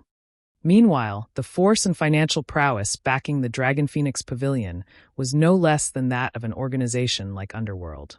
Currently, the pavilion was the Black Dragon Empire's #1 guild. Other first-rate guilds stood no chance against it. The Dragon Phoenix Pavilion had sent one of its 2 pavilion masters, the Dragon Pavilion Master, as its representative. In the guild, the Dragon Pavilion Master's status was only below that of the Great Pavilion Master. The Dragon Phoenix Pavilion's management style was different from other guilds. Normally, a guild's management personnel consisted of the guild leader, vice leaders, elders, and so on. On the other hand, the Dragon Phoenix Pavilion could be split into 2 pavilions. the Dragon Pavilion and the Phoenix Pavilion. Each pavilion was the equivalent of a single guild, and both pavilions developed themselves independent of each other. Meanwhile, a pavilion master governed each pavilion. One could say that the pavilion masters were the equivalents of the guild leader of a guild. Moreover, the influence each pavilion wielded equaled that of a top-tier first-rate guild. With both pavilions merged, one could just imagine how powerful the Dragon Phoenix Pavilion was. The Great Pavilion Master managed the coordination between the two pavilions. This Great Pavilion Master was extremely mysterious and secretive. Even until now, there had yet to be anyone who knew the Great Pavilion Master's identity. However, the fact that this person was capable of managing two first-rate guilds at the same time showed how capable they were. "Young Master Feng, we should be celebrating," the slightly chubby man beside Feng Xianyang said, smiling. "Celebratory alcohol, what are you trying to say?" Feng Xianyang frowned, saying, "With so many competitors here right now, how will I possibly be able to buy 300 intermediate mana armor kits?" "Young Master Feng, hasn't our initial goal been to defeat the Candlelight trading firm and establish our own trade empire in White River City?" Celebratory alcohol slowly explained, "If only little fish and shrimp visit the firm, it would indeed be a good thing for the Candlelight trading firm. However, those who have arrived are all tigers and leopards. This is not good news for the trading firm. Think about it. The people that have shown up are either here to purchase the Candlelight trading firm or seek a partnership. However, who doesn't want to monopolize the intermediate mana armor kits for themselves? It is especially true for the people from the Dragon Phoenix Pavilion. In order to become a true super guild, the pavilion has ignored all costs and recruited a large number of experts. They even managed to recruit 5 of last year's top 10 newcomers to the virtual gaming world, not to mention experts who have already been famous for many years. Currently, the intermediate mana armor kit is the perfect item for the Dragon Phoenix Pavilion to advance itself. Naturally, the guild will not let go of this chance to obtain the kit for itself. The other guilds should feel the same. However, young Master Feng, you have personally seen the personality of the Candlelight trading firm's manager. Even Miss Yulan was helpless against her. One can just imagine what kind of response these newly arrived guilds will receive. At that time, things will definitely end on a sour note, and the Candlelight trading firm will make enemies of the various guilds. At that time, not only will we have the opportunity to complete the task given by the higher-ups, but we can also take the opportunity to deal with the Candlelight trading firm. When celebratory alcohol finished speaking, realization dawned upon Feng Xianyang. "You're right. We'll have a good show to watch this time." Feng Xianyang began laughing madly. On the surface, although this seemed like a grand gathering, in reality, it was a festival of murder. If the Candlelight trading firm offended the guilds that had arrived, these guilds would hold nothing back to suppress the Candlelight trading firm. If Underworld added fuel to the fire, who would dare to supply the Candlelight trading firm? Who would dare sell their materials to the Candlelight trading firm? Any guild or workshop that did would lose any hope of succeeding in God's domain. Even if the Candlelight trading firm were only a lifestyle guild and could not be dealt with like a combat guild, it could not survive without materials, forging designs, recipes, and other such items. Sooner or later, the items that were highly sought after now would become obsolete. At that time, the Candlelight trading firm would be finished. Big Sis Melancholic, there are so many guilds in the first floor's hall today that I nearly lost count. There are over 100 guilds who registered to meet with us to discuss business. Among them, there are over a dozen first-rate guilds. It also seems that they have come with bad intentions. What should we do? One of Melancholic Smile's female assistants asked nervously. No ordinary player would ever have dreamed such a scene. Starmoon Kingdom only had several first-rate guilds. Now, not only had every one of these first-rate guilds arrived, but there were even first-rate and second-rate guilds from other kingdoms and empires as well. I understand. Have the NPCs welcome them for now. I'll try to think of a solution in the meantime. Melancholic Smile also struggled with the situation. She had never expected that the intermediate mana armor kits would have such a huge influence. They had attracted a pack of hungry wolves and beasts to their doorstep. If she had known something like this would happen, she never would have suggested that Shifeng sell the intermediate mana armor kits. Even if they wanted to sell them, they should have only done so after the Candlelight trading firm had secured its position in Starmoon Kingdom. Now, however, they were surrounded by enemies on all sides. Although Melancholic Smile really wished to solve this problem by herself, she could not come up with any ideas. This situation was different than the previous one she had handled with the guilds. If she approached this forcefully, she would offend the major powers of several kingdoms and an empire. To put it simply, she would be seeking her own death. Helpless, Melancholic Smile had no choice but to contact Shifeng.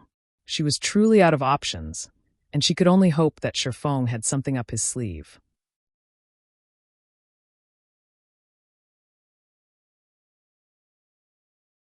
Chapter 541, Terrifying Great Demon King.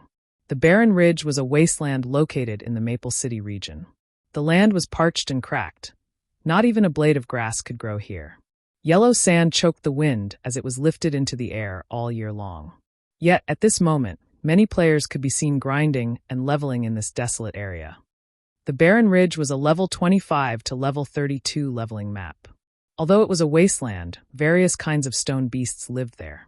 Stone beasts were elemental creatures made of excellent stone materials. There was a 20% chance to obtain advanced stones when killing these monsters, and they even had a small chance of dropping rare ores. Nowadays, the forging industry was very popular, and many lifestyle players who disliked combat would learn forging. Hence, all sorts of forging materials were in high demand right now. Even if the barren ridge did not contain treasure chests or advanced quests, many players still preferred to grind for stones and ores here while leveling up. The various large guilds had monopolized the high-resource maps surrounding every city, leaving no room or access to ordinary players. If an ordinary player were discovered trespassing into a guild-run zone, the guild members would either chase them away or kill them on the spot. Knowing this, ordinary players naturally avoided these high-resource maps. Instead, they could only explore ordinary maps such as the barren ridge. However, after Shifeng's last visit to the Dragon Ridge, Overwhelming Smile's members avoided the zone at all costs. Instead, they had come to the barren ridge to grind and level up. This resulted in ordinary players flooding the Dragon Ridge, and Maple City's ordinary players came to admire the name Black Flame. One man was capable of forcing an entire guild to concede. Black Flame's strength was inconceivable.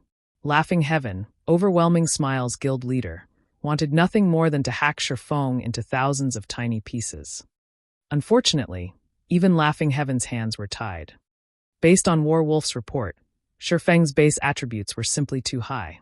He was far beyond experts like them. If they wanted a fighting chance against him, they needed to upgrade their equipment and base attributes first. Before that happened, however, they could only try their best to keep hidden. Of course, there were other methods they could use, such as hunting Shifeng in large teams. However, a team of several hundred players would not be enough. A single large-scale destruction spell would be more than enough to annihilate most of the team. At the very least, they needed to mobilize armies of over 1,000 players. Unfortunately, Shifeng's whereabouts were unknown. It was practically impossible to trap him with thousands of players. So they had no choice but to endure until they possessed a strategic-level expert capable of rivaling Black Flame. Damn, just how long do we have to grind here? A level 24 summoner from Overwhelming Smile grumbled. Since when have Overwhelming Smile members ever suffered such a loss before? We are actually forced to this godforsaken place. Isn't he just one expert? I don't believe that we can't take him out if several hundred of us gang up on him. Shh, be quiet. What if your big mouth really summons that person? The level 25 elementalist serving as the team's leader warned the summoner softly, frowning as he carefully observed his surroundings. You were lucky that you weren't out that night. If you experienced that volcanic power, you would know that even a team of hundreds of players would be no different than ants. Moreover, not even the shield warriors and guardian knights with high HP and defense survived a single hit from that expert. Many among the team nodded their agreement to the elementalist's words. Although it was currently daytime, they could still recall the madness of that night as if it had happened yesterday. Team leader, aren't you over-exaggerating? Although our current equipment isn't top tier, even someone fully geared with level 25 dark gold equipment should not be able to kill our team's guardian knights and shield warriors in one hit, right? The summoner replied, refusing to believe his team leader's claim. Moments after this summoner finished speaking, a black figure suddenly descended from the sky. Don't believe it. Why don't you experience it yourself, then? The person who had flown down from the sky was none other than Shifeng himself. The barren ridge was ridiculously large, and Overwhelming Smile's members had scattered across the map. For efficiency's sake, Shifeng had no choice but to activate Wind Rider to hunt these people. When Shifeng noticed this 100-man team from Overwhelming Smile, he had immediately flown towards them. The instant Shifeng descended, he switched the aura of wind to the aura of fire and launched a firestorm from above, covering a radius of 30 yards. Flames filled the sky, burning everything in its vicinity to ash and dust. Even the level 27 stone beasts, which possessed high magic resistance and 5,000 HP, died with the first wave of damage, not to mention players whose HPs were below 5,000 and had 0 magic resistance. In the blink of an eye, less than 30 players remained of Overwhelming Smile's 100-man team. They're too spread out. After landing, Shifeng frowned slightly when he noticed that many had escaped his firestorm. However, the massive AoE had dumbfounded Overwhelming Smile's members. Crap! It's the Great Demon King. Split up and run. Contact the guild leader and notify everyone else immediately. The Elementalist team leader responded quickly as he shouted in the team chat. Team leader, what should we be afraid of? He's just one person. Watch me take care of him. Although the summoner was also stunned by Shifeng's firestorm, he quickly began chanting an incantation and summoned a flame beast, ordering it to attack the newcomer. The flame beast was a fire-type elemental creature possessing extremely high flame damage. Moreover, it also had a very powerful skill. Self-detonate. When activated, the flame beast would self-destruct and cause 300% damage to all enemies within a radius of 10 yards. It was a considerably powerful AoE skill. However, upon activating self-detonate, the flame beast could not be summoned again for another 4 hours. So, self-detonate was not a skill that could be used to grind monsters. Die! The summoner controlled the flame beast to dash towards Shifeng. However, when the flame beast was only 10 yards away from Shifeng, a streak of black light penetrated the elemental's body. The flame beast began to dissipate instantly. Impossible! Terror gripped the summon upon losing control over his flame beast. The flame beast was the strongest summon creature he could currently call forth, and it had an HP of 10,000. Yet, before it could even get close to Shifeng, it was already killed. Even the summoner had not seen how his flame beast had died. To end the battle quickly, Shifeng activated Defensive Blade and Purgatory's power, increasing his attack range and damage. To Shifeng, the flame beast's 10,000 HP and attack range of 10 yards was nothing. By the time the summoner had reacted, he had discovered that he could not move his body. Someone stood right in front of him, and although this person hid his appearance behind a black cloak, his imposing aura and horrifically cold killing intent shattered any thoughts of resistance the summoner had. The summoner was truly and thoroughly terrified. Is this even a human? He finally understood why his team leader had sounded so unsettled. Just mentioning the name Black Flame was a huge taboo. In the blink of an eye, Shifeng's figure disappeared. Am I hallucinating? Before the summoner could say anything, his vision began to gray. Suddenly, his body fell to the ground. When did he even attack me? In a short moment, Overwhelming Smile's 100-man team had been annihilated. I've wasted too much time. They should have already contacted their guildmates by now. It will probably be more difficult to find other members now. Shifeng sighed as he looked at the loot scattered across the ground. He still had a long way to go to collect 5,000 life force points. Just as Shifeng finished gathering the drops and was about to search for the next batch of life force points, he received a call from Melancholic Smile.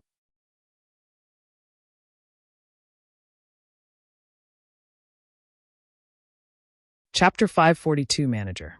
White River City, inside the Candlelight Trading Firm's first-floor reception hall.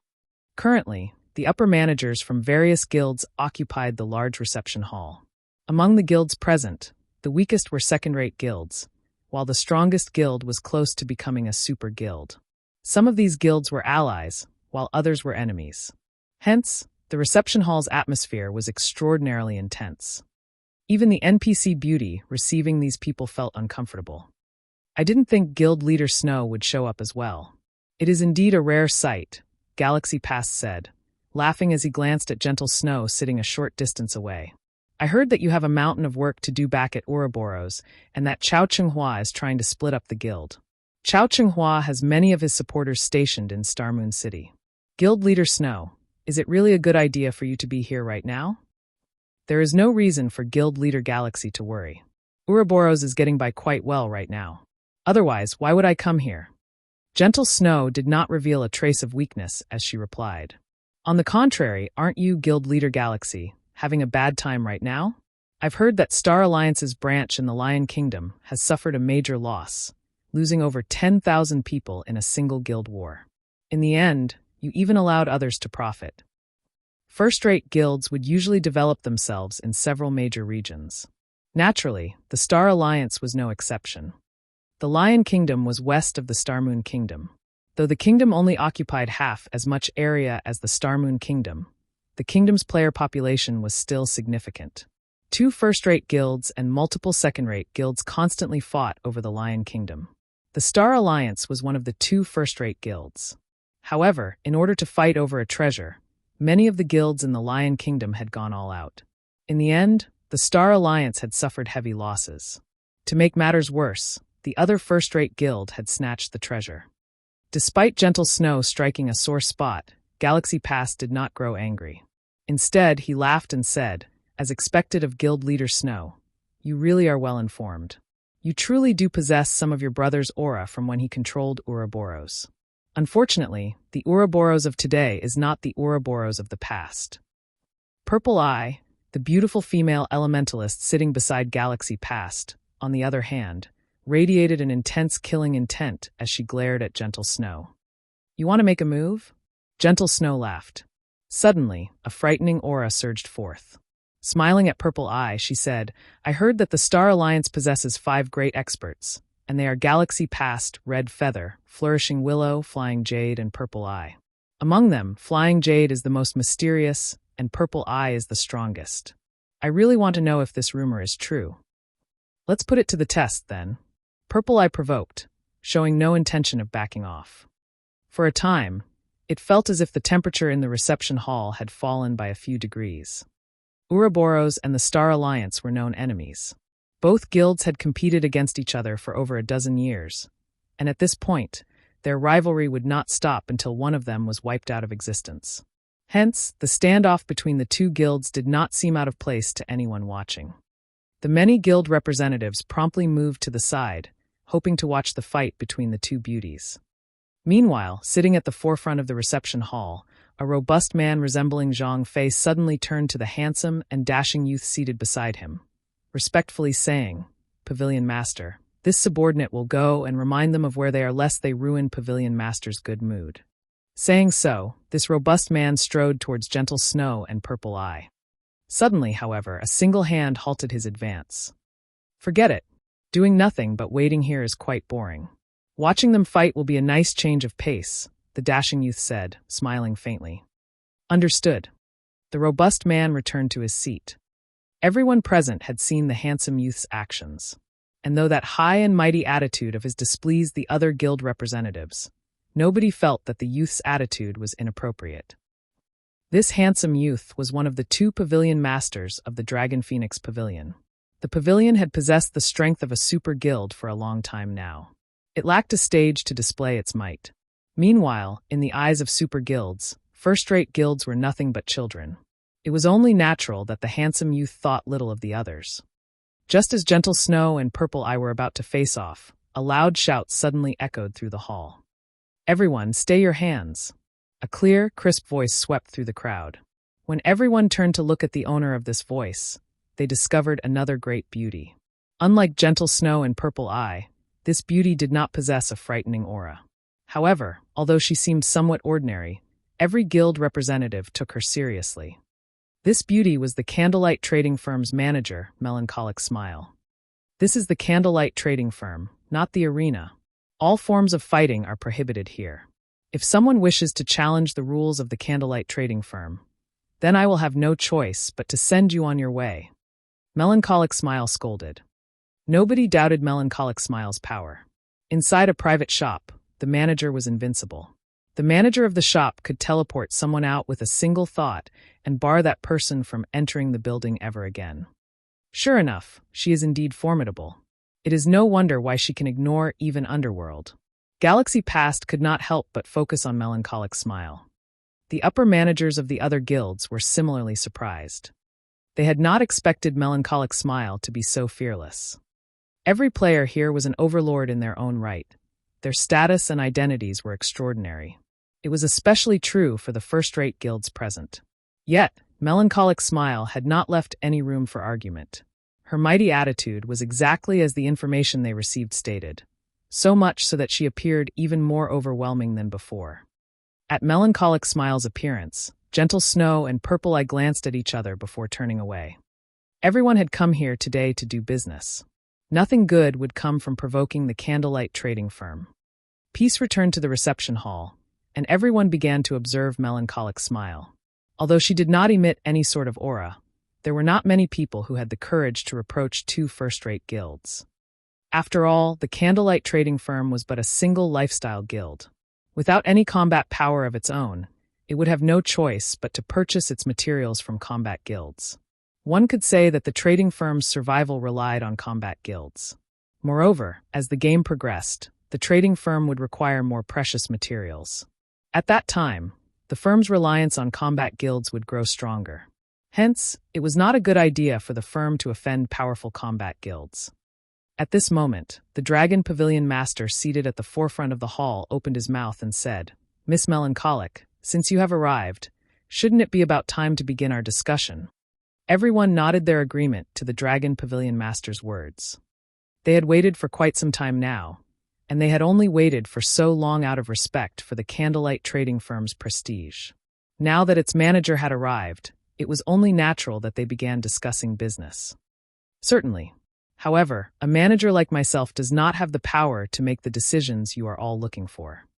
Melancholic Smile shook her head. What are you trying to say? Various representatives asked, curious. Are you saying that you're not going to do business with us? What a joke. They had come from so far and had spent a significant sum on teleportation fees. Now that they were told that there was nothing to discuss. Was the Candlelight trading firm just toying with them? Suddenly, the temperature in the reception hall dropped sharply. Not a single person present was someone that should be easily offended. Not only were they powerful experts, but the influence they commanded was also frightening. Standing by the side, Melancholic Smile's assistant felt her legs grow weak, her complexion paling. To an ordinary player like herself, this pressure was immense. Fortunately for the female assistant, everyone focused not on her, but on Melancholic Smile instead. However, even Melancholic Smile did not feel too well right now. This was her first time experiencing such an immense pressure, so much so that even her hand trembled slightly. She found it astonishing. This was merely a virtual reality game, yet she could still feel such intensity. She nearly lost her breath. I am only the manager of the Candlelight trading firm. Only my boss can make decisions regarding the business you wish to discuss. If you are really interested in working with us, then you'll be able to meet my boss if you wait for a little while longer. After Melancholic Smile finished speaking, she turned and left the reception hall. For a time, silence overtook the reception hall. Although they had long since guessed that Melancholic Smile was not the Candlelight trading firm's proprietor, hearing her statement had surprised them. Since Melancholic Smile had been able to establish such a powerful trading firm, the force backing her would naturally be extraordinary. Moreover, nobody present had yet to uncover the tiniest bit of information about this hidden backer. One could just imagine this mysterious backer's power.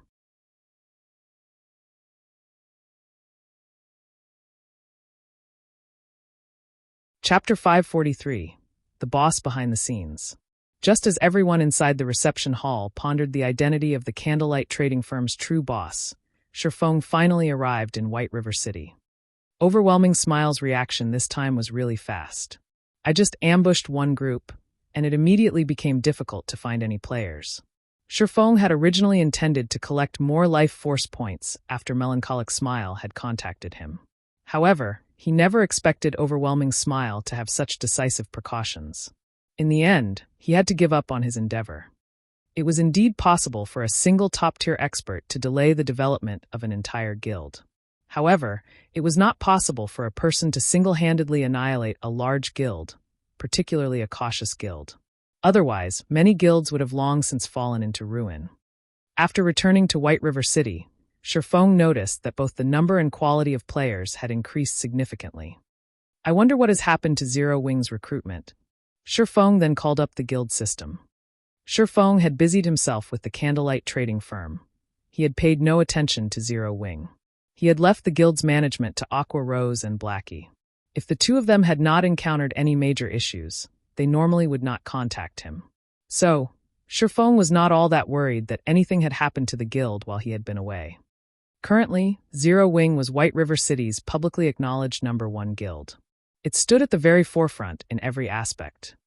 Although Zero Wing continued to wage war on Overwhelming Smile, and plenty of battles still occurred between both guilds every day, with the candlelight trading firm's financial support, this kind of expenditure was practically negligible.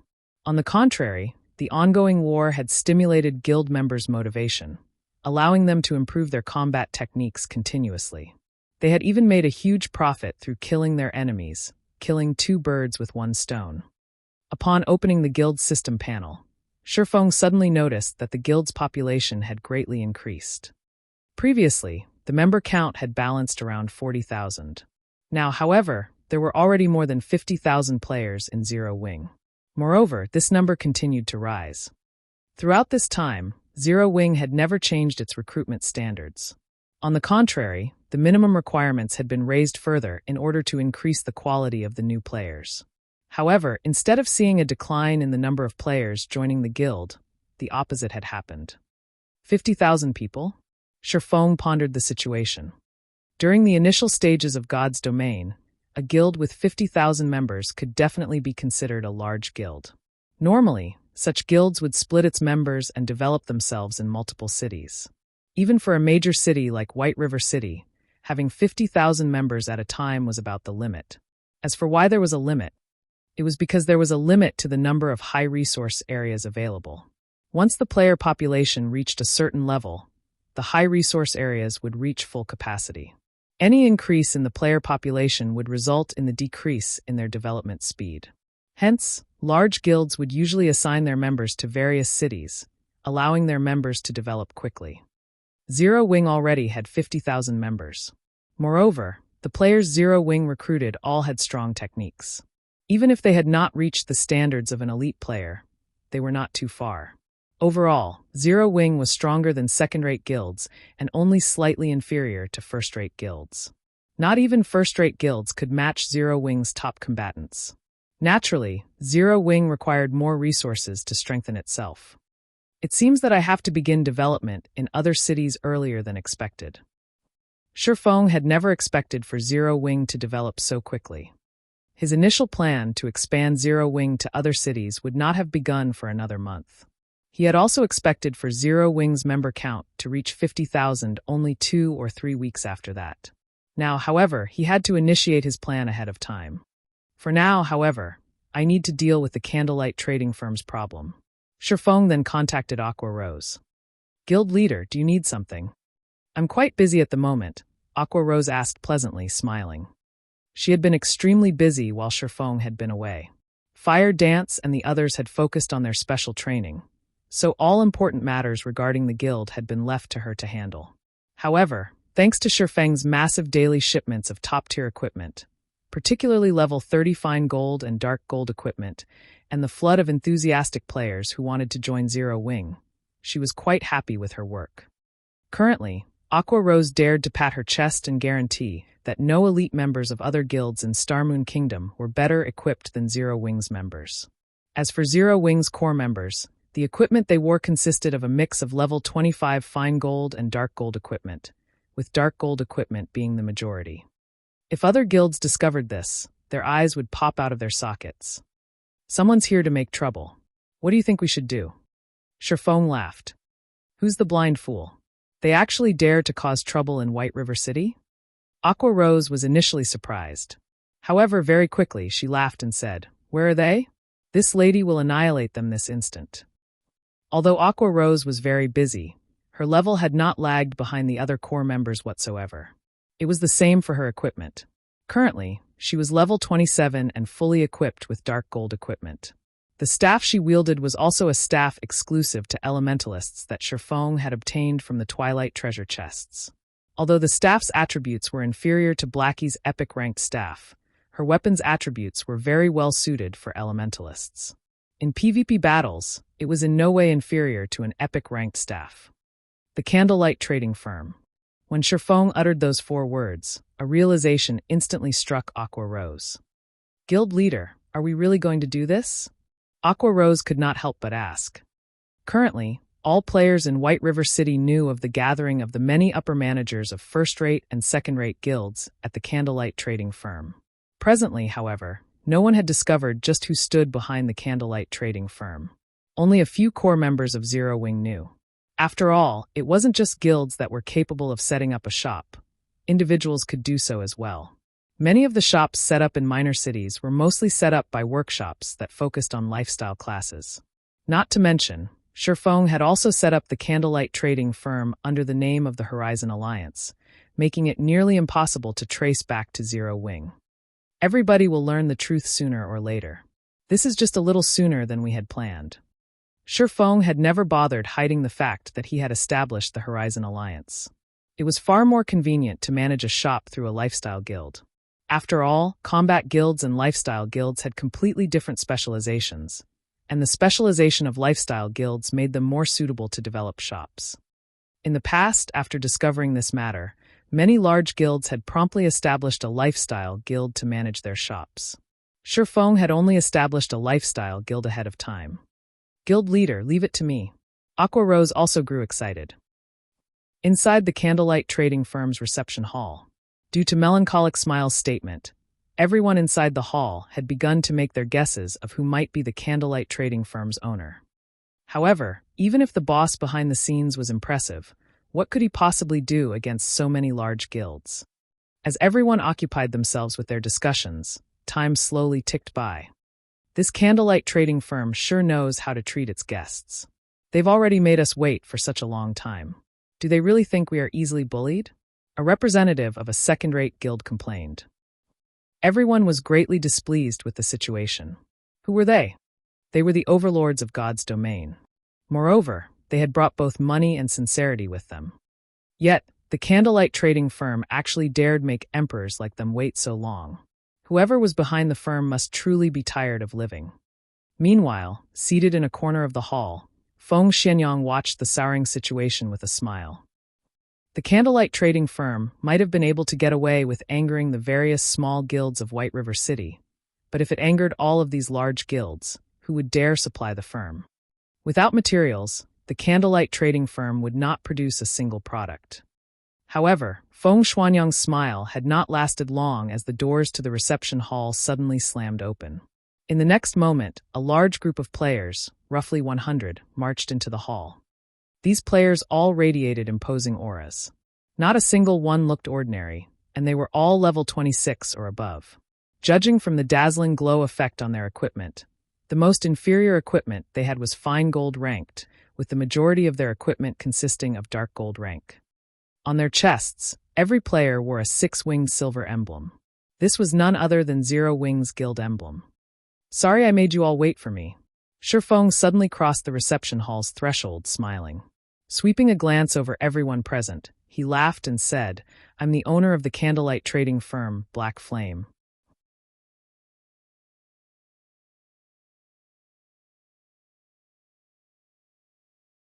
Chapter 544, Devour Everything. Zero Wing's arrival had silenced the reception hall. At this moment, practically every guild representative in the hall focused on Shifeng. Why does it have to be him? So that's the case. It is no wonder the Candlelight Trading Firm set up its headquarters in White River City. Everyone suddenly came to a realization. However, at the same time, the upper managers of the various large guilds reevaluated their impression of Zero Wing. The majority of the people present had not understood Zero Wing's true strength. They had only read some reports about the guild. Before arriving in White River City, each guild had investigated the various guilds residing in White River City. The reports had contained a lot of information about Zero Wing. Moreover, After the guild's intelligence agents' detailed investigation of the number 1 guild in White River City, they had quite the high evaluation of Zero Wing. Practically every agent had evaluated Zero Wing as a guild that was above a second-rate guild, but below a first-rate guild. Meanwhile, Zero Wing's guild leader, Black Flame, was even Starmoon Kingdom's number 1 expert. Up till today, Black Flame had yet to suffer a single defeat. Even Overwhelming Smile, the guild secretly supported by Underworld, could only hold the position of number 2 in White River City. When everyone had received these reports, they had simply laughed it off and placed no particular importance on Zero Wing. Now, however, the upper managers of the various large guilds even considered firing those intelligence agents of theirs. Just what had they investigated? How can Zero Wing be so powerful? Galaxy Past's expression became grim when he saw the members of Zero Wing. Guild leader, the woman standing beside Black Flame, isn't she Aqua Rose? An indescribable bitterness welled up in Purple Eye's heart when she saw Aqua Rose. They were old acquaintances. In the past, Aqua Rose had once invited her to join Twilight Echo. However, she had rejected the offer. She had been greatly shocked to find out that Aqua Rose had left Twilight Echo. Twilight Echo was an even stronger guild than the Star Alliance. However, Aqua Rose had left it without hesitation. Moreover, she had even joined a newly established and unknown guild after the fact. When Purple Eye had received this news, she even thought she had heard wrong. She had also felt it was somewhat unfortunate. A capable gamer such as Aqua Rose had taken such a foolish route. Now, however, it would seem that Aqua Rose's decision had not been the wrong one at all. A guild with a single expert was not particularly frightening. However, it was a different story if said guild possessed a large group of experts. Moreover, looking at the nearly 100 people who had entered the hall, each one of them wore equipment that could rival the best equipment the Star Alliance had to offer. So much so that the best-geared members of the Star Alliance were even inferior to some of Zero Wing's core members. Furthermore, the Star Alliance could only scrape together, at most, enough equipment to gear a team of 20 players. It was absolutely impossible for them to equip a 100-man team. One could just imagine how powerful Zero Wing's background was. Moreover, Aqua Rose's current equipment actually consisted of only dark gold equipment. As for the dark red staff in her hand, Purple Eye could not even begin to imagine its rank. However, judging from the amount of pressure it emitted, it was most likely above dark gold rank. Now that Zero Wing had displayed its strength, even Gentle Snow, who was very familiar with Zero Wing, was surprised, not to mention the Star Alliance, which was also a Starmoon Kingdom guild. Regarding this revelation, Gentle Snow could only reveal a bitter smile. She did not know whether she should rejoice or lament right now. Previously, when Sherfong had offered to annex Ouroboros, she had thought that he was being wildly arrogant. However, looking at this dazzling and imposing 100-man team, there might not be a second guild in all of Starmoon Kingdom capable of building up such a team. With the 2 first-rate guilds of Starmoon Kingdom reacting in such a way, there was no need to mention the guilds that had come from a foreign country. Pavilion Master, this Zero Wing seems quite amazing. It has actually obtained so much dark gold equipment. Every one of these players also seem extraordinary, with a few even radiating dangerous auras. A blue-haired girl with bright eyes and slender eyebrows sitting beside the Dragon Pavilion Master exclaimed, giggling. Contrary to her words, her actions made it seem as if she did not take Zero Wing seriously at all. As expected of the number 1 guild of White River City, it really does possess an impressive number of experts. The equipment it possesses is even more surprising. Only, it is a pity that such good equipment is actually being wasted on these people, the handsome youth stated, his gaze revealing a hint of greed. He could not help but admit that the equipment worn by Zero Wing's members was indeed amazing. Even the Dragon Phoenix Pavilion did not have so much top-tier equipment, much less first-rate guilds. If he could snatch all of it away. At that time, the Dragon Phoenix Pavilion would definitely become a bona fide super guild. It might even become even more powerful than a few current super guilds. Pavilion Master, should I secretly rob them all? The robust man named Blood Dragon asked softly. Let's discuss it first. The handsome youth waved his hand. Faintly smiling, he said, whether it is the Candlelight Trading Firm's intermediate mana armor kits or Zero Wing's equipment, it seems that my trip to White River City has not been wasted. If I deal with this matter properly, The great Pavilion Master will definitely be pleased. Pavilion Master is truly wise. At that time, I want to see just how the Phoenix Pavilion plans to contend with our Dragon Pavilion, Blood Dragon laughed. Even after silence had gripped the reception hall for some time, Shifeng had not hurried to dive straight into business. Instead, he waved his hand and signaled Melancholic Smile. At this moment, Melancholic Smile opened her mouth and said, "Ladies and gentlemen, if you are here to purchase intermediate mana armor kits, please follow me. As our stock is limited, the Candlelight Trading Firm intends to hold a small-scale auction exclusively for you." Saying so, Melancholic Smile led the way out of the reception hall. In response, however, the guild representatives only turned to look at each other, showing no signs of leaving their seats. Who among them was not here to purchase the Candlelight Trading Firm, hoping to earn a massive profit through the transaction? How could they possibly come all the way here just to purchase a few measly intermediate mana armor kits? Particularly, the Dragon Pavilion Master from the Dragon Phoenix Pavilion looked utterly uninterested in the intermediate mana armor kits. With the Dragon Phoenix Pavilion taking the lead, everyone would naturally follow. However, among these people, one person stood up from their seat and followed Melancholic Smile. Has Gentle Snow gone insane? Galaxy Past watched Gentle Snow's departing figure. There were so many guilds putting pressure on Zero Wing right now. Even if Zero Wing were strong, it would have no choice but to tread carefully when faced with so many large guilds. Offending so many large guilds at once would be tantamount to suicide. Anyone who had a brain would definitely choose to stay.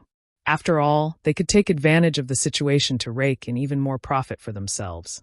And that was not something a few measly intermediate mana armor kits could hope to compare with. Yet, Gentle Snow had actually chosen to leave. Don't tell me that no one else here is interested in the intermediate mana armor kits? Shifeng asked as he glanced at the seated guests. At this moment, Feng Xianyang stood. Righteously, he said, "Guild Leader Black Flame, many of us here have journeyed from far away. We have already shown the Candlelight Trading Firm sufficient respect. If you turn us away empty-handed, our reputations will suffer." That's right, Guild Leader Black Flame. Let's prosper together. Wouldn't it be better if we invest into and develop the Candlelight Trading Firm together? That way, everybody can profit. Many among the crowd began advising Shifeng as they laughed merrily. Among those present, aside from the upper managers of a few first-rate guilds, everyone promptly voiced their agreement. Are all of you of the same opinion? Shifeng calmly asked. You could say that, the Dragon Pavilion Master, Nine Dragons Emperor, suddenly said. However, aside from my interest in the intermediate mana armor kits, I am also very interested in the equipment you all wear. Why don't you state a price? I'll buy all of it. Although Nine Dragons Emperor wore a lukewarm smile, his tone indicated that he would not take no for an answer. Suddenly, the entire venue fell silent. Many of the guild representatives sucked in a breath of cold air. Initially, they had thought that the conditions they had proposed were sufficient. They had never expected that this Dragon Pavilion Master would be even greedier than they were. He actually wanted to devour both the Candlelight Trading Firm and Zero Wing.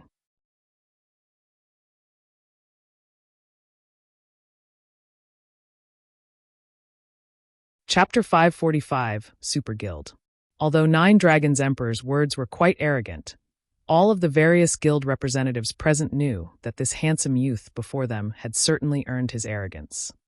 The fact that the Dragon Phoenix Pavilion was hailed as a super first-rate guild, which was the closest existence to a super guild, was not without reason. Great strength had built that reputation. In today's era, virtual reality had long since integrated into everyone's life. Practically everyone would come into contact with virtual reality games in some form. Meanwhile, there were countless virtual gaming guilds. Any guild that the public officially recognized became a third-rate guild. Even though third-rate guilds were nowhere near the top of the gaming industry, they still stood out among the countless guilds in the virtual gaming world. Not only did a third-rate guild possess a certain degree of financial support, but it also possessed a large number of members. Normally, third-rate guilds had also earned some form of achievement in some virtual reality games. Standing above third-rate guilds were second-rate guilds.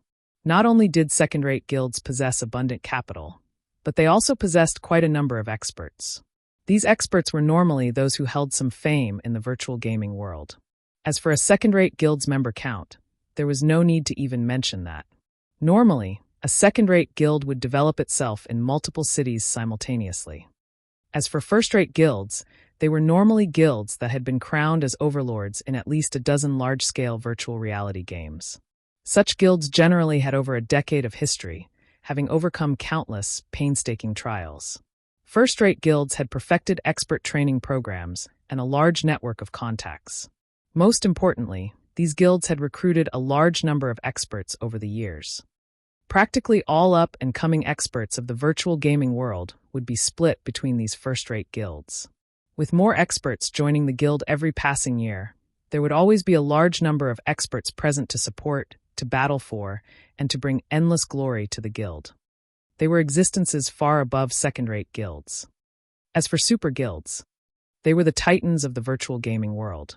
There were even many virtual reality games that these super guilds had produced personally. They also had their own research teams that were set up to study and improve a person's gaming skills. Super guilds had no shortage of ordinary experts. Aside from recruiting some experts who possessed extraordinary talents, they would usually nurture their own army of experts. As for the various major competitions held in the virtual gaming world, these super guilds organized practically all of them.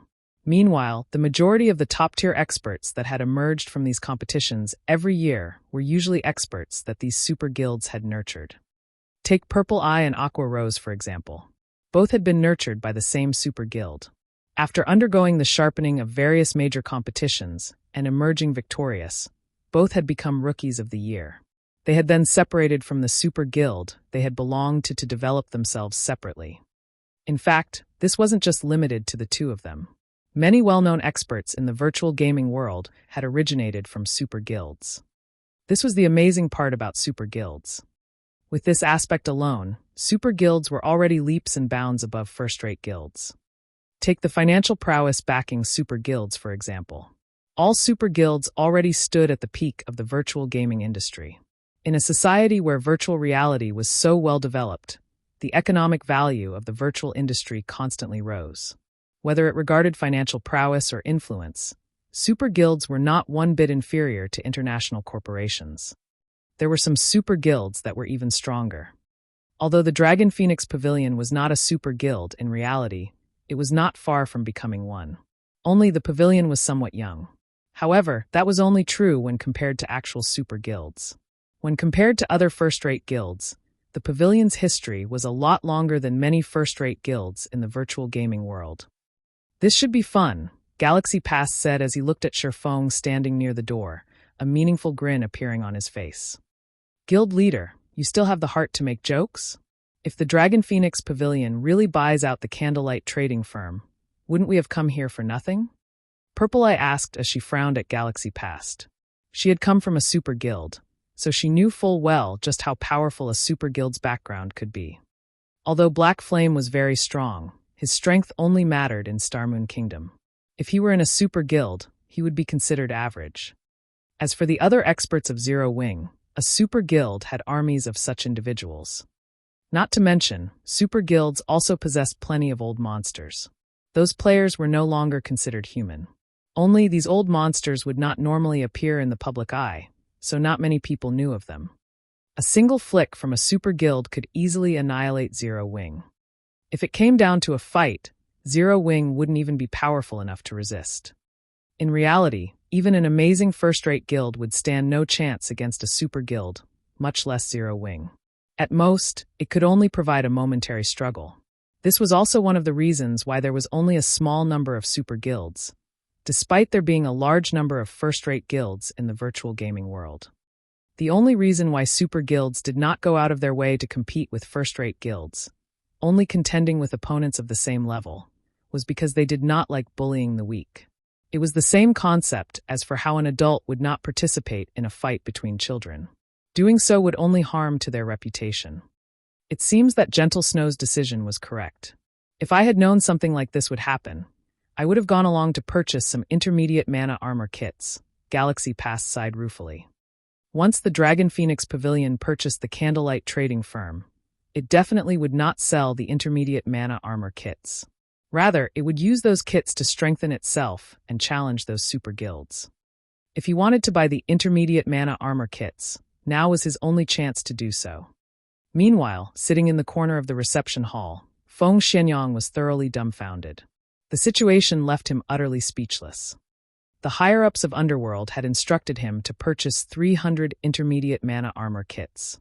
If the Dragon Phoenix Pavilion bought the Candlelight trading firm, how was he supposed to buy the kits? Melancholic Smile entered the reception hall on the second floor with Gentle Snow behind her. The location Melancholic Smile had led Gentle Snow to was still inside the reception hall. Only, it was situated on the building's second floor. It could be considered a VIP room of sorts.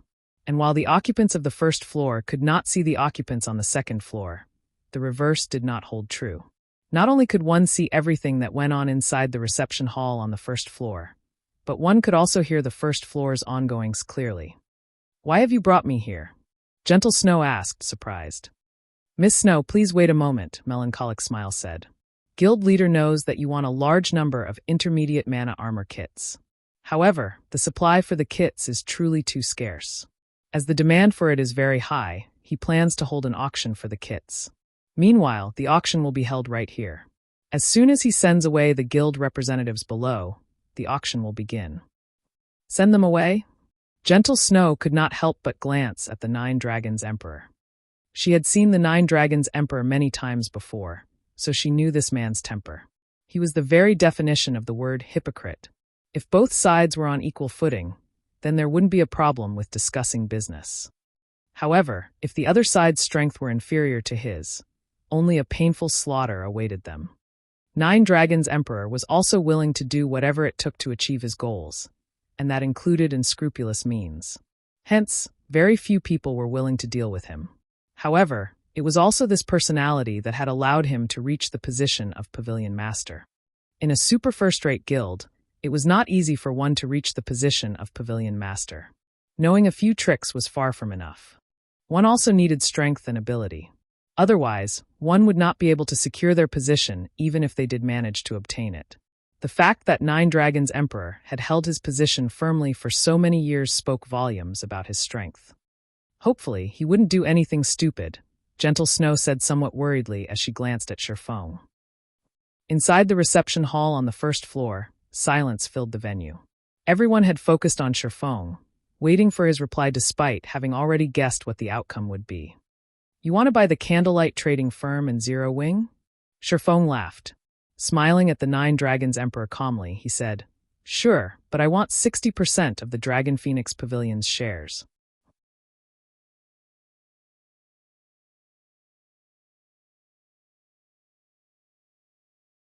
Chapter 546, Even Dragons Have to Bow.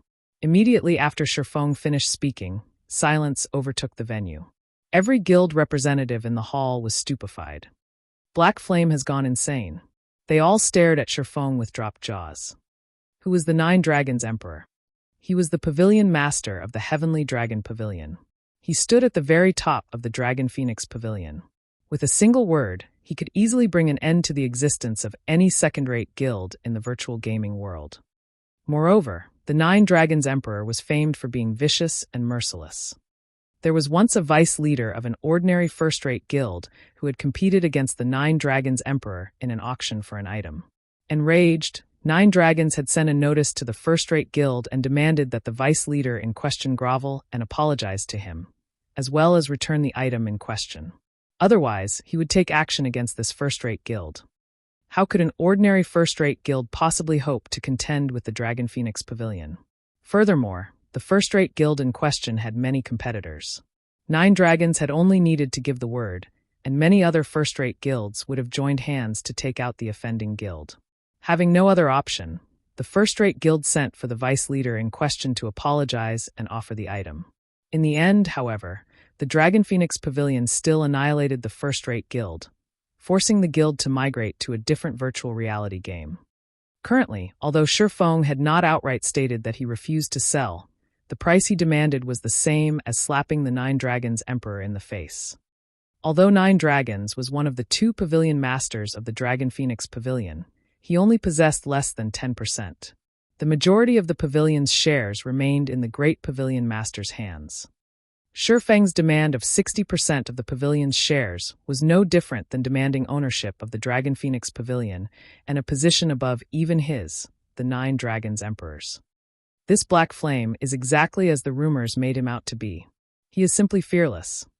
Galaxy Past could not help but voice his admiration. Throughout God's domain, other than those super guilds and a few guilds with extremely powerful corporations backing them, there were no guilds that dared provoke the Dragon Phoenix Pavilion. Even the upper echelons of super guilds would consider their options carefully before humiliating this pavilion master. Although a virtual reality game was only a game, where there were people, there was bound to be conflict. The 9 Dragons Emperor was the face of the Dragon Phoenix Pavilion. Even if Shifeng refused to give in to 9 Dragons' coercion, he should have handled the situation with a more delicate hand. Yet, Shifeng had thrown all pretenses out the window and made a mockery of the 9 Dragons Emperor. Even if it were just for his reputation's sake, the Dragon Phoenix Pavilion would now go all out to destroy him. Hence, Galaxy Past truly admired Shifeng's courage. He should have shown some restraint and refrained from such an impulsive comeback. If he could have endured the humiliation he has suffered today in order to retaliate another day, he would have gained more of my respect. However, with him acting like a boorish fellow, Zero Wing is truly finished this time, Purple I said as she glanced at Shifeng. She then turned to look at Aqua Rose, silently lamenting as she said, "It seems that Aqua Rose has still made the wrong decision.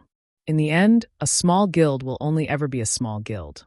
Though it might triumph temporarily, it could not make it last."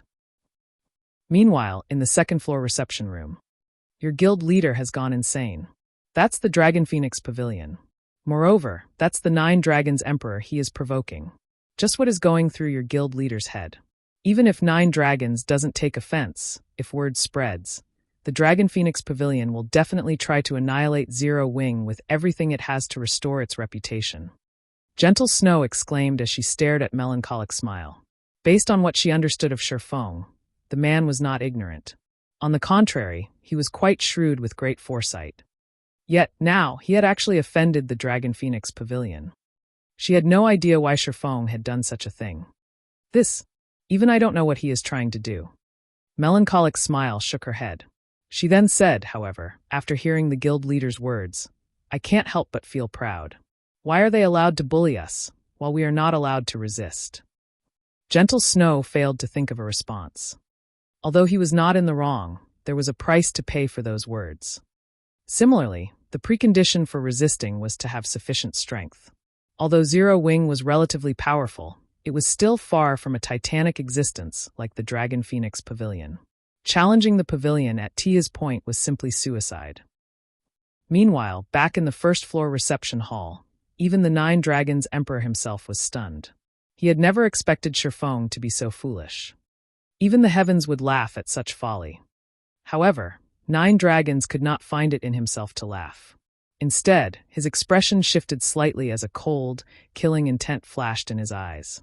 However, this killing intent quickly disappeared. In the next moment, a bright, dazzling smile appeared on the 9 Dragons Emperor's face. "Since Guild Leader Black Flame has no intentions of selling, I won't overstay my welcome.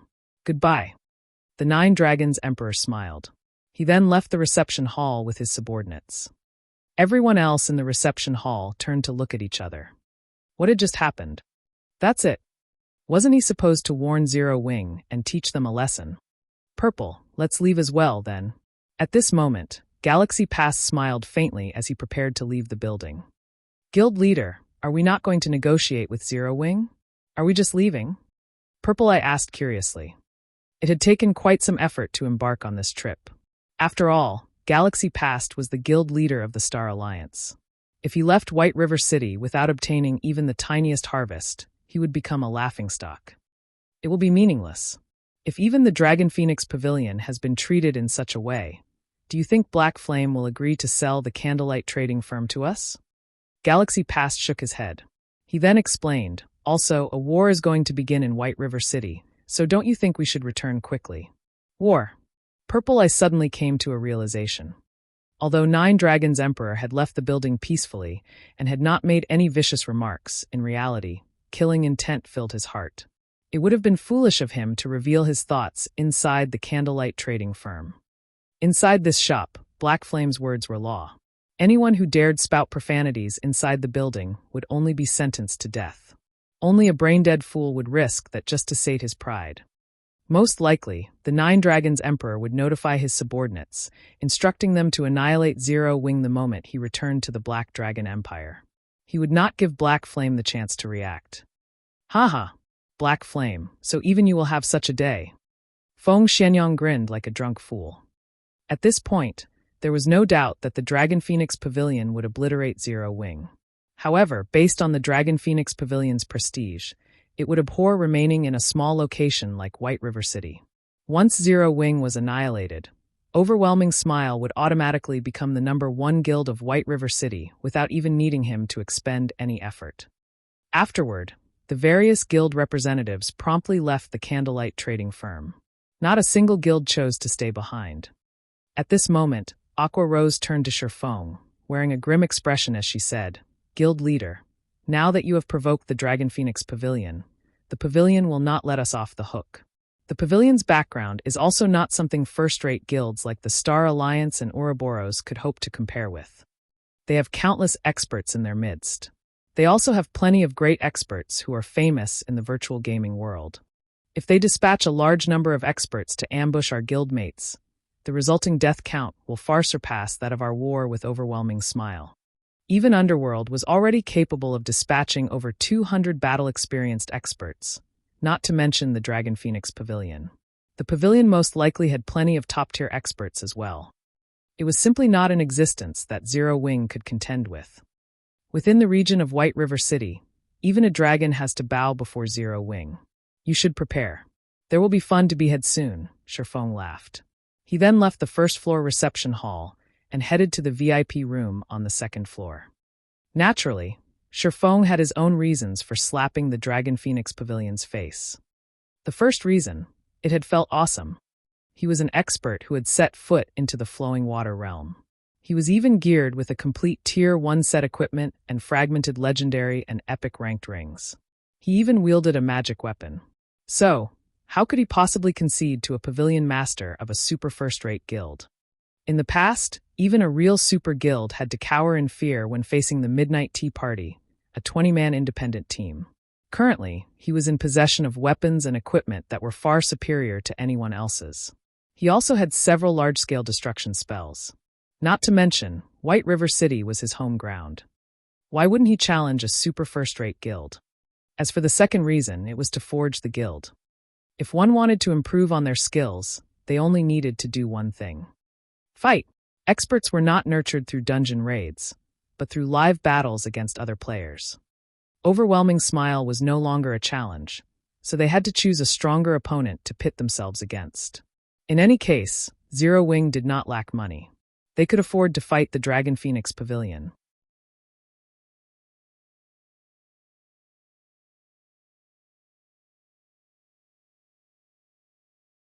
Chapter 547, Shocking God's Domain. Aqua Rose revealed a bitter smile as she watched Shifeng's departing figure. However, when she considered the situation from a different perspective, Shifeng's decision was not necessarily a bad thing. In the past, other than super guilds, there really weren't any guilds that had dared provoke the Dragon Phoenix Pavilion. Now that Zero Wing had made a fuss, even if they were defeated, it would be a glorious defeat. Moreover, suffering defeat in God's domain did not equal annihilation. God's domain was not as simple as other virtual reality games. Thoroughly annihilating a guild was easier said than done. It was similar to Zero Wing's efforts to chase Overwhelming Smile out of White River City. Despite having massacred Overwhelming Smile's members, not only did the guild still reside in White River City, but it was also getting by quite well. Only the guild was forced to maintain a low profile, and its development had slowed significantly. Although the Dragon Phoenix Pavilion had a lot of experts, and its financial prowess was enormous, it would not be able to extinguish Zero Wing in White River City easily. Not to mention, Zero Wing also had the candlelight trading firm supplying it with coins. All right, let's head back and prepare. White River City won't be so peaceful from now on. Saying so, Aqua Rose left the candlelight trading firm with Zero Wing's core members. Meanwhile, inside the VIP room on the second floor, Shifeng had already begun to discuss business with Gentle Snow. Guild leader Black Flame, this move of yours is truly incomprehensible, Gentle Snow said, confusion plastered on her snow-white face. She could not help but ask, Guild leader Black Flame, you should know that there are a total of 7 first-rate guilds competing over the Black Dragon Empire. Although 2 of them are not based in the Empire, they have invested a significant sum into the branch's development. Yet, despite there being so many first-rate guilds in the Empire, only the Dragon Phoenix Pavilion has a branch guild set up in the Imperial capital. None of the other first-rate guilds have set up their branch guilds there yet. Do you know why? The Imperial capital isn't a nice place to live. Shifeng laughed. Gentle Snow rolled her eyes. He was clearly pretending to be stupid. Helpless, she explained, that is because the branch leader there is Blood Dragon, one of 9 Dragon's Emperor's most formidable generals. Blood Dragon is a violent man, and he loves battles more than anything. He also has a group of experts under him called the Blood Legion. If any guilds refuse to submit to the Dragon Phoenix Pavilion and dare to reside in the Imperial capital, then this Blood Legion will come forward. The Blood Legion will secretly target these guilds, going as far as to ambush the upper echelons, even while still within the city limits. None of these first-rate guilds wish to drop all pretense of cordiality with the Dragon Phoenix Pavilion and allow others to take advantage of the situation. Hence, they had no better option but to withdraw from the Imperial capital and develop in other cities. If the Pavilion sends the Blood Legion to White River City, it won't be a good thing for Zero Wing. Shifeng simply revealed a faint smile in response to Gentle Snow's words. Naturally, he knew all of this information. Moreover, his understanding of the Dragon Phoenix Pavilion was even more thorough than Gentle Snow's. The Blood Legion's fame was not one bit exaggerated. The Blood Legion was also known as the Assassination Legion, comprised of a group of assassins that the Heavenly Dragon Pavilion had carefully nurtured. Anyone who opposed the Heavenly Dragon Legion would oftentimes find themselves killed back to level 0 the following day. The result would not change even if one hid inside a city. It was not an easy feat to kill players inside a city. It was especially so for a major city. Even if one managed to kill a player, the city guards would still kill them and deliver a severe punishment. In mild cases, this punishment would be a jail sentence of several days. In severe cases, it was highly possible that the guards would first execute the player multiple times, then jail them for a dozen days or so, and finally, chase them out of and bar entry to the city. If this player dared show their face in the city, the guards would execute them on the spot. Unless that player did not mind losing a few levels and being locked up for a few weeks, or they no longer wished to reside in the city any longer, they normally would not take action inside an NPC city. During the initial stages of God's domain, the various large guilds already wished they could split in 2 to hasten their development. One could just imagine how much of a loss it would be for a guild to have its experts locked up for days or weeks. Every guild treated its experts like treasures. Losing an expert for a single day could cause immense damage to a guild, not to mention a jail sentence of a few days. However, the Dragon Phoenix Pavilion paid these consequences no mind. They had plenty of experts to go around. This was the pavilion's strength. Forget it. I've already told you about the Dragon Phoenix Pavilion. Since you made me wait so long, may I know how many intermediate mana armor kits Guild Leader Black Flame intends to sell to me? Shifeng's unperturbed attitude left Gentle Snow utterly speechless. At this moment, however, her own situation did not look too well, either, so she could not be of any help even if she wanted to. Miss Snow, how many do you want? Shifeng simply laughed off Gentle Snow's worries, not bothering to offer her any explanation. However, he knew that Gentle Snow sincerely wanted to help him. He also understood that she was currently powerless to help him.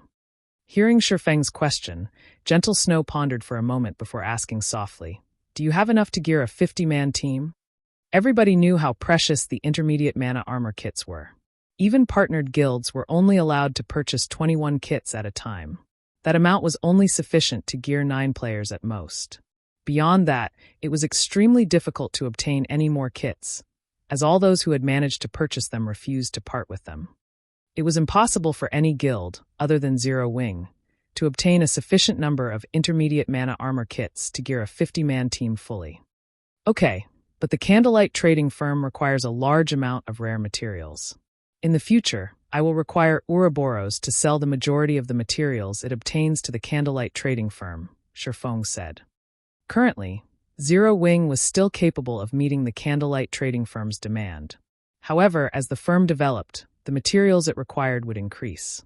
At that time, Zero Wing alone would not be enough to satisfy the demand of the Candlelight trading firm. However, if a first-rate guild like Ouroboros supplied the firm, there would no longer be any problems. Once I return, I'll instruct my subordinates to send you the materials. Gentle Snow nodded in agreement. In any case, she was tight on money right now. If she could convert some of the guild's materials into coins, it would help her greatly. After Shifeng and Gentle Snow concluded their trade, the matter of Zero Wing's guild leader, Black Flame, provoking the Dragon Phoenix Pavilion had already spread throughout God's domain. As a super first-rate guild, any minor matter relating to the Dragon Phoenix Pavilion would receive the attention of the various large guilds in the virtual gaming world, not to mention a major incident such as a guild openly insulting them. For a time, everyone began to pay attention to the Starmoon Kingdom, to Zero Wing, and to Black Flame. Crap, Black Flame must have gone insane. He actually dared to slap the Dragon Phoenix Pavilion in the face. Does he not want to play God's domain anymore? What do you know? Black Flame is super amazing. He is a titled expert on the God's domain ranking list. He has his own pride, naturally. So how could he possibly hand over the Candlelight trading firm he had built by himself? I wonder what the Dragon Phoenix Pavilion will do. Isn't it obvious? If Dragon Phoenix Pavilion does not flatten a guild like Zero Wing, will it still qualify to be called a super first-rate guild? News and talk of the conflict between the Dragon Phoenix Pavilion and Zero Wing filled God's Domain's forums. As for super guilds, they too had fun watching from the sidelines.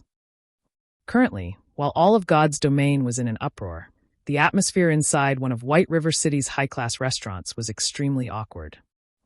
Pavilion Master, leave this matter to this subordinate. I will give Black Flame more than what he bargained for, the robust blood dragon requested respectfully. I never expected to encounter such a blind fool in this far-off city. Now, every player in God's Domain knows of this incident. The Great Pavilion Master has even sent me a message personally, telling me to deal with this matter as visibly as possible and show those super guilds that the Dragon Phoenix Pavilion is no longer just a super first-rate guild. Rather, it is a super guild that stands on equal footing, Nine Dragons Emperor said, a bone-chilling glint flashing in his eyes. Curling up his lips, he said, since the Great Pavilion Master has issued the command, we cannot take this matter lightly. Notify the War Dragon Legion, and have them meet us here immediately. I want to destroy Zero Wing's guild residence personally.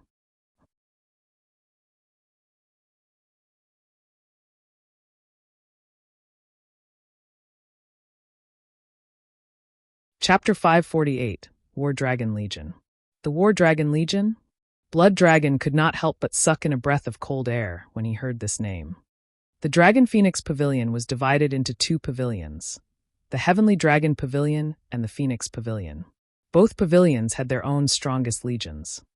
The Heavenly Dragon Pavilion's strongest force was the War Dragon Legion. The Dragon Phoenix Pavilion nurtured its own experts internally. Among these experts, only the best of the best were allowed into the War Dragon Legion. One could say that the War Dragon Legion was the strongest legion specially established to contend with super guilds. Blood Dragon had also come from the War Dragon Legion. Who wouldn't be shocked by the Nine Dragons Emperor summoning the War Dragon Legion? Pavilion Master, aren't we just dealing with a small guild? Is there really a need for such a commotion? Chaos Dancer, the beautiful woman seated beside Nine Dragons Emperor, advised, in fact, we can rely on the Blood Legion to get rid of Zero Wing. If we expose the strength of the War Dragon Legion right now, won't we waste a trump card that we could use against those super guilds in the future? It doesn't matter. Since joining God's Domain, the Dragon Phoenix Pavilion has yet to achieve anything significant. Now that everyone is watching the Dragon Phoenix Pavilion, it is a good opportunity for an excellent performance, Nine Dragons Emperor said, smiling playfully. Moreover, Zero Wing's reputation is not insignificant. If we can finish off Zero Wing swiftly, it will serve as a shock to some of those weaklings and let everyone know that the Dragon Phoenix Pavilion is no longer a super first-rate guild, but a true super guild. Understood. This subordinate will notify the War Dragon Legion immediately. Chaos Dance then began contacting the War Dragon Legion. Time passed little by little. While the Dragon Phoenix Pavilion prepared to deal with Zero Wing, other guilds did not idle and do nothing. Every one of them gathered their members in White River City. For a time, experts swarmed White River City. Despite it obviously being daytime, the number of players filling the streets surpassed even nighttime. Among all these players, aside from those that large guilds had sent, there were plenty of ordinary players who had hurried over from other cities. Players throughout God's domain knew about the Dragon Phoenix Pavilion's intentions to take out Zero Wing. Although this was clearly a one-sided battle, many players still wanted to witness the Dragon Phoenix Pavilion's strength. Hence, many ordinary players had hurried to White River City to watch the show. However, it was also this reason that boosted the Candlelight Trading Firm's business. Among the items sold by the firm, light stones were the most popular. The Candlelight Trading Firm's income had practically recovered to its peak, earning nearly 1,000 gold in 1 hour. As a result, Melancholic Smile and the others at the Candlelight Trading Firm focused fully on their work. Old 5, I heard that Black Flame defeated you, and Old 6 even after you two cooperated. This incident has not impressed the higher-ups, and they've started to look down on our 7 ghosts. When the Dragon Phoenix Pavilion deals with Zero Wing, we need to deal with this matter properly, a thin, middle-aged man with bronze skin said seriously. Brother 3, rest assured. I will not damage our reputation, 5th ghost said, killing intent flashing in his eyes. Previously, even though he had worked with 6th ghost, Black Flame still defeated them. Moreover, they had even lost all of their equipment upon dying and had been barred from entering the game for 2 whole days. By now, they had both become laughingstocks in Underworld. This time, in order to restore the 7 ghosts' reputation, they needed to avenge themselves properly and complete the tasks the higher-ups had given them. All is well as long as you know it. Our task is very simple this time. Assist young Master Feng in obtaining 300 intermediate mana armor kits. It will be even better if we can obtain even more equipment and kits. However, since the Dragon Phoenix Pavilion is spearheading this matter, it is best if we keep a low profile. So first, let's focus on getting the 300 intermediate mana armor kits, the Thin Man 3rd ghost said. This time, to ensure we complete our task, I have even called Old 4 and Old 7 to help us. With the 5 of us, we should be able to take down Black Flame easily. The only thing we have to worry about is the pavilion itself. It is best if we form a proper plan. On this point, Brother 3rd Ghost, please rest assured. Based on my investigations, the Blood Dragon's subordinates, the Blood Legion, will not be involved this time. The 9 Dragons Emperor has called in the War Dragon Legion instead. Every member of the War Dragon Legion is proud and arrogant, and they usually look down on everyone else. They should not pay any attention to us should we move against Zero Wing, Feng Shenyang explained, smiling faintly. As insurance, I have even had a large group of elites come over from Maple City. With such a powerful force, Black Flame will have no hope of survival. Having the Dragon Phoenix Pavilion deal with Zero Wing is already overkill. Adding us into the mix, Black Flame will die with a 100% certainty. Even if he is even more powerful than we suspect, he will have to consider his options carefully. At that time, he will willingly hand over the 300 intermediate mana armor kits. 5th Ghost laughed coldly. If he refuses, then I'll give him a taste of what it feels like to wish for death. All of White River City's various large guilds, including Overwhelming Smile, considered and prepared to strike against Zero Wing while it was down, taking the opportunity to benefit from the guild's downfall. Meanwhile, in a high-class bar a short distance from Zero Wing's guild residence, many upper managers of guilds had gathered. The entire 3-story building was packed full of players. Among them, first-rate guilds fully occupied all of the private rooms on the 3rd floor. From these rooms, one could clearly see every movement around Zero Wing's guild residence. Guild leader, don't you think that Zero Wing is acting strangely? Even now, they are still so carefree. They have not taken any precautionary measures at all. Is this Black Flame pretending to be a fool, or is he actually one? Purple Eye frowned as she watched Zero Wing's guild residence through the window. There's nothing surprising about this. Black Flame simply does not understand the 9 Dragons Emperor's character. Look at the people inside the bar, for example. Aren't most of them members of first-rate guilds? Meanwhile, a newly established guild like Zero Wing and a newcomer to the virtual gaming world like Black Flame don't know Nine Dragons' style of conduct. Thus, he continues with his carefree manner, Galaxy Pass said, laughing. Downing a mouthful of flame beer, he continued, "The Nine Dragons Emperor is someone who conducts himself with a lofty tone and does not play his cards according to common sense. This time, he has even secretly mobilized the War Dragon Legion to deal with Zero Wing, making a fuss over a minor incident. Naturally, the only reason why he would mobilize such a powerful legion is to destroy Zero Wing's guild residence. A guild residence is different from a private shop. While inside the shop, the manager is invincible. However, it is a different story for a guild residence. It is slightly troublesome to deal with the residence's hired guards, and there are also the city guards who patrol the streets. With current players' levels and equipment, it is still impossible to resist the patrolling guards. Hence, no sane guild would attempt to attack another guild's residence. However, the Dragon Phoenix Pavilion is no trivial existence. One cannot measure by the strength of an ordinary guild. Moreover, the Nine Dragons Emperor is no fool. I keep getting the feeling that he has some sort of trick up his sleeve. Otherwise, he would not have sent the War Dragon Legion, a trump card that he had prepared for facing super guilds.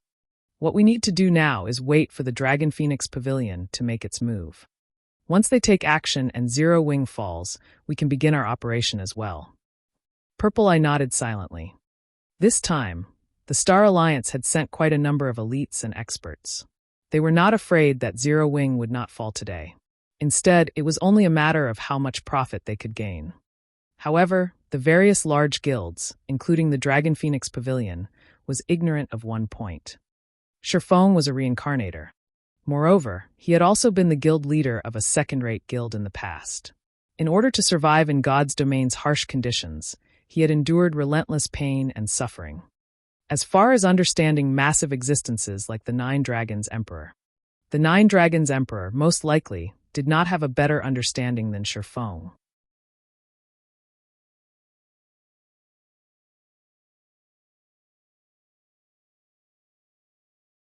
Chapter 549, Leave None Alive. Inside the meeting room in Zero Wing's guild residence. Zero Wing's core members filled the large meeting room. Everyone could feel the tension in the air. War was imminent. Although Zero Wing had succeeded in suppressing Overwhelming Smile in White River City, their current enemy, the Dragon Phoenix Pavilion, was a lot stronger than Overwhelming Smile. The two guilds were on entirely different levels. Every player present fully understood how severe of a situation they were in. They also knew that it was highly unlikely that they would overcome this hurdle. Seated on the guild leader's throne, Shifeng suddenly asked, "You must think that I am a fool, right?" However, the only answer he received was silence. Not a single person answered his question. Everyone only stared at their guild leader, who was shrouded in mystery quietly. "I know the answer even without you saying a word," Shifeng laughed.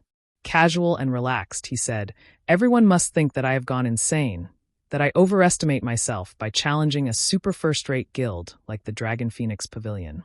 Until now, aside from super guilds, not a single guild dares to make an enemy of the Dragon Phoenix Pavilion. Do you know why? The reason is very simple. They are simply too strong. They are strong enough that other guilds despair at the thought of them as an enemy. I believe that you should know all that, at this time, many guilds have already begun to prepare to take advantage of our misfortune. Every one of them is closely eyeing us like prey. There is not a single guild out there that thinks we might come out of this on top. They all believe that we will lose without a doubt, and that our names will soon be wiped from God's domain. Do you know why? I'll tell you why. Since the very beginning, whether it is the Dragon Phoenix Pavilion or the various other first-rate guilds, none of these people have seen us as equals. Since the very beginning, they have thought of us as weak. So, they have come to bully us, to drink our blood and eat our flesh, to destroy us. However, I will warn them now. They will be disappointed. Since there has never been a guild courageous enough to challenge the Dragon Phoenix Pavilion, then, today, we will be the first to make history. We will show everyone that Zero Wing is not a guild they can afford to provoke. If they wish to plunder our corpses, they'll have to seek permission from the swords in our hands first. The battle is to the strong.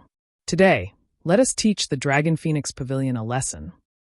The moment Shifeng finished his speech, everyone suddenly felt their blood boil. None of them had ever thought that such a day would come. Throughout the virtual gaming world, other than super guilds, there had never been a guild daring enough to provoke and challenge the Dragon Phoenix Pavilion. However, Zero Wing dared. Moreover, Zero Wing's guild leader himself led this challenge. Isn't it just a super first-rate guild? I've long since grown tired of looking at their faces. Today, I'll use them to release some stress. Cola laughed excitedly. Haha, guild leader, I've been waiting for you to say that. I'm bored of battling overwhelming smile constantly. The Dragon Phoenix Pavilion has arrived at just the right time. It just so happens that I can use them to test my recent improvement. Blackie licked his lips, revealing an eager grin. Guild leader, tell us how we should deal with the Dragon Phoenix Pavilion. I want to be the first one to have a go at them. Flying Shadow said excitedly. This is seriously insane. Aqua Rose shook her head helplessly. In the next moment, however, she smiled and said, But I like it. For a time, every Zero Wing member of the meeting room talked and laughed with each other, the heavy atmosphere from before vanishing. The Dragon Phoenix Pavilion was indeed strong. However, they were not a bunch of weak and powerless noobs either. Since the Dragon Phoenix Pavilion dared to oppress them using force, they would show the pavilion that it had chosen a wrong opponent. They would let the pavilion know that the opponent it was about to face was not a weak little cub, but rather, it was a ferocious beast with sharp fangs and claws. If I am not mistaken, it is highly possible that the Dragon Phoenix Pavilion will strike once the sun sets. Fire Dance, how are the preparations going on your side? Shifeng asked as he turned to the sharp and mesmerizing Fire Dance. Based on Shifeng's understanding of Nine Dragons Emperor, there was an 80% chance that he intended to destroy Zero Wing's guild residence. If a guild residence were destroyed, it could not be repaired within 10 days' time. Moreover, if a guild residence were destroyed, all members of the corresponding guild within the city would receive a penalty.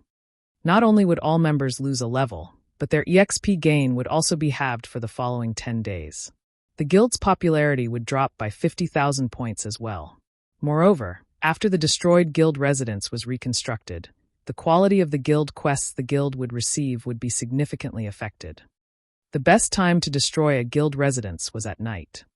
Players' greatest foe when trying to destroy an enemy guild residence was not other players, but the patrolling NPC city guards. These city guards were no trivial matter. They were all level 150 NPCs. To players, they were nightmares. These NPCs only needed one hit to finish off the current players of God's domain. However, the number of patrolling city guards would change depending on the time of day. During the day, these NPCs always patrolled in groups of 20. By the time night arrived, however, that number would decrease to 10. If a guild attacked an enemy guild residence at night, it could notably lessen its losses. That way, the guild would have more combat power to spare for destroying the enemy guild residence. Meanwhile, since Shifeng dared to provoke the Dragon Phoenix Pavilion, he had naturally prepared. If one wished to destroy a guild residence, aside from the city guards, there were also the hired guards inside the guild residence to contend with. Although the hired guards were not as powerful as the level 150 city guards, they were still genuine level 50 NPCs. Meanwhile, depending on the employed NPC's strength, the asking price of said NPC would vary. Tier 0 guards cost 5 silver per day, whereas Tier 1 guards cost 30 silver per day. When hiring these guards, one had to prepay 10 days of their services. Shifeng was a Viscount, and all this time, he had been hiring a mix of 50 Tier 1 and Tier 0 guards to defend Zero Wing's guild residence. However, seeing as the Dragon Phoenix Pavilion led this assault, he had not hesitated to replace all of his guards with Tier 1 NPCs. In any case, what he had was money. In addition, since early on, Shifeng had told everyone in the guild to focus on raising their reputation. Hence, at this moment in time, there were also many people within the guild who had high reputation. For example, Fire Dance, Aqua Rose, Blackie, and several other core members of Zero Wing did not lack reputation points, although they had yet to become Viscounts like Shifeng. They were barons, and every one of them was capable of hiring 10 level 50 Tier 1 NPCs. In total, they had over 200 Tier 1 NPCs employed right now. This was a very powerful force. It's done. They all are hiding and lying in wait. Fire Dance nodded, a playful smile appearing on her face. Time slowly ticked by. While everyone waited for the start of the battle, night arrived in God's domain. Currently, players clogged the streets neighboring Zero Wings Guild residents. Pavilion Master, all 1,000 men from the War Dragon Legion are in position. A valiant and extraordinary-looking youth reported to Nine Dragons Emperor. The War Dragon Legion was the strongest force in the Heavenly Dragon Pavilion's arsenal. As of today, it had never been used to deal with any guild less than a super guild. The Legion consisted of 1,000 players, and every one of these players wore level 25 fine gold equipment. A few even had level 25 dark gold equipment. These Legionnaires' levels also ranged from level 27 to level 28. These players were definitely at the peak of God's domain in terms of levels. Every member also radiated a sharp and penetrating aura. Although the War Dragon Legion consisted of 1,000 members, they felt like an army of tens of thousands that was capable of mass destruction. Meanwhile, among these players, the man reporting to Nine Dragons Emperor was even more extraordinary. He was the War Dragon Legion's commander, Martial Dragon. He was a level 28 Berserker, and the majority of his equipment consisted of level 25 dark gold equipment. The great sword he wielded was also of indiscernible quality. However, judging by the blade's capability of even tearing apart air, one could tell that it was an exceptional item with a single glance. Aside from the War Dragon Legion's 1,000 players, the Dragon Phoenix Pavilion had also dispatched close to 10,000 elite players. These elite players were all level 25 and above. It was a truly shocking sight. Only a first-rate guild would be capable of dispatching so many elite players. Were it not for the transportation fees, this number would have most likely been several times higher. Many players involuntarily trembled when they saw the Dragon Phoenix Pavilion's war formation from afar. This was the power of the Dragon Phoenix Pavilion. Regarding both financial prowess and manpower, ordinary first-rate guilds simply could not compare to the Dragon Phoenix Pavilion.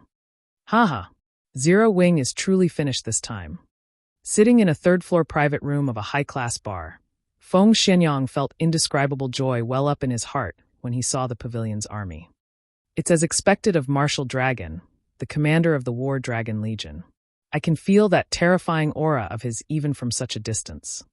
Fear filled Fifth Ghost's heart when he looked at the valiant Martial Dragon. Martial Dragon is a true mutant. He is not human at all. Even our boss has said so.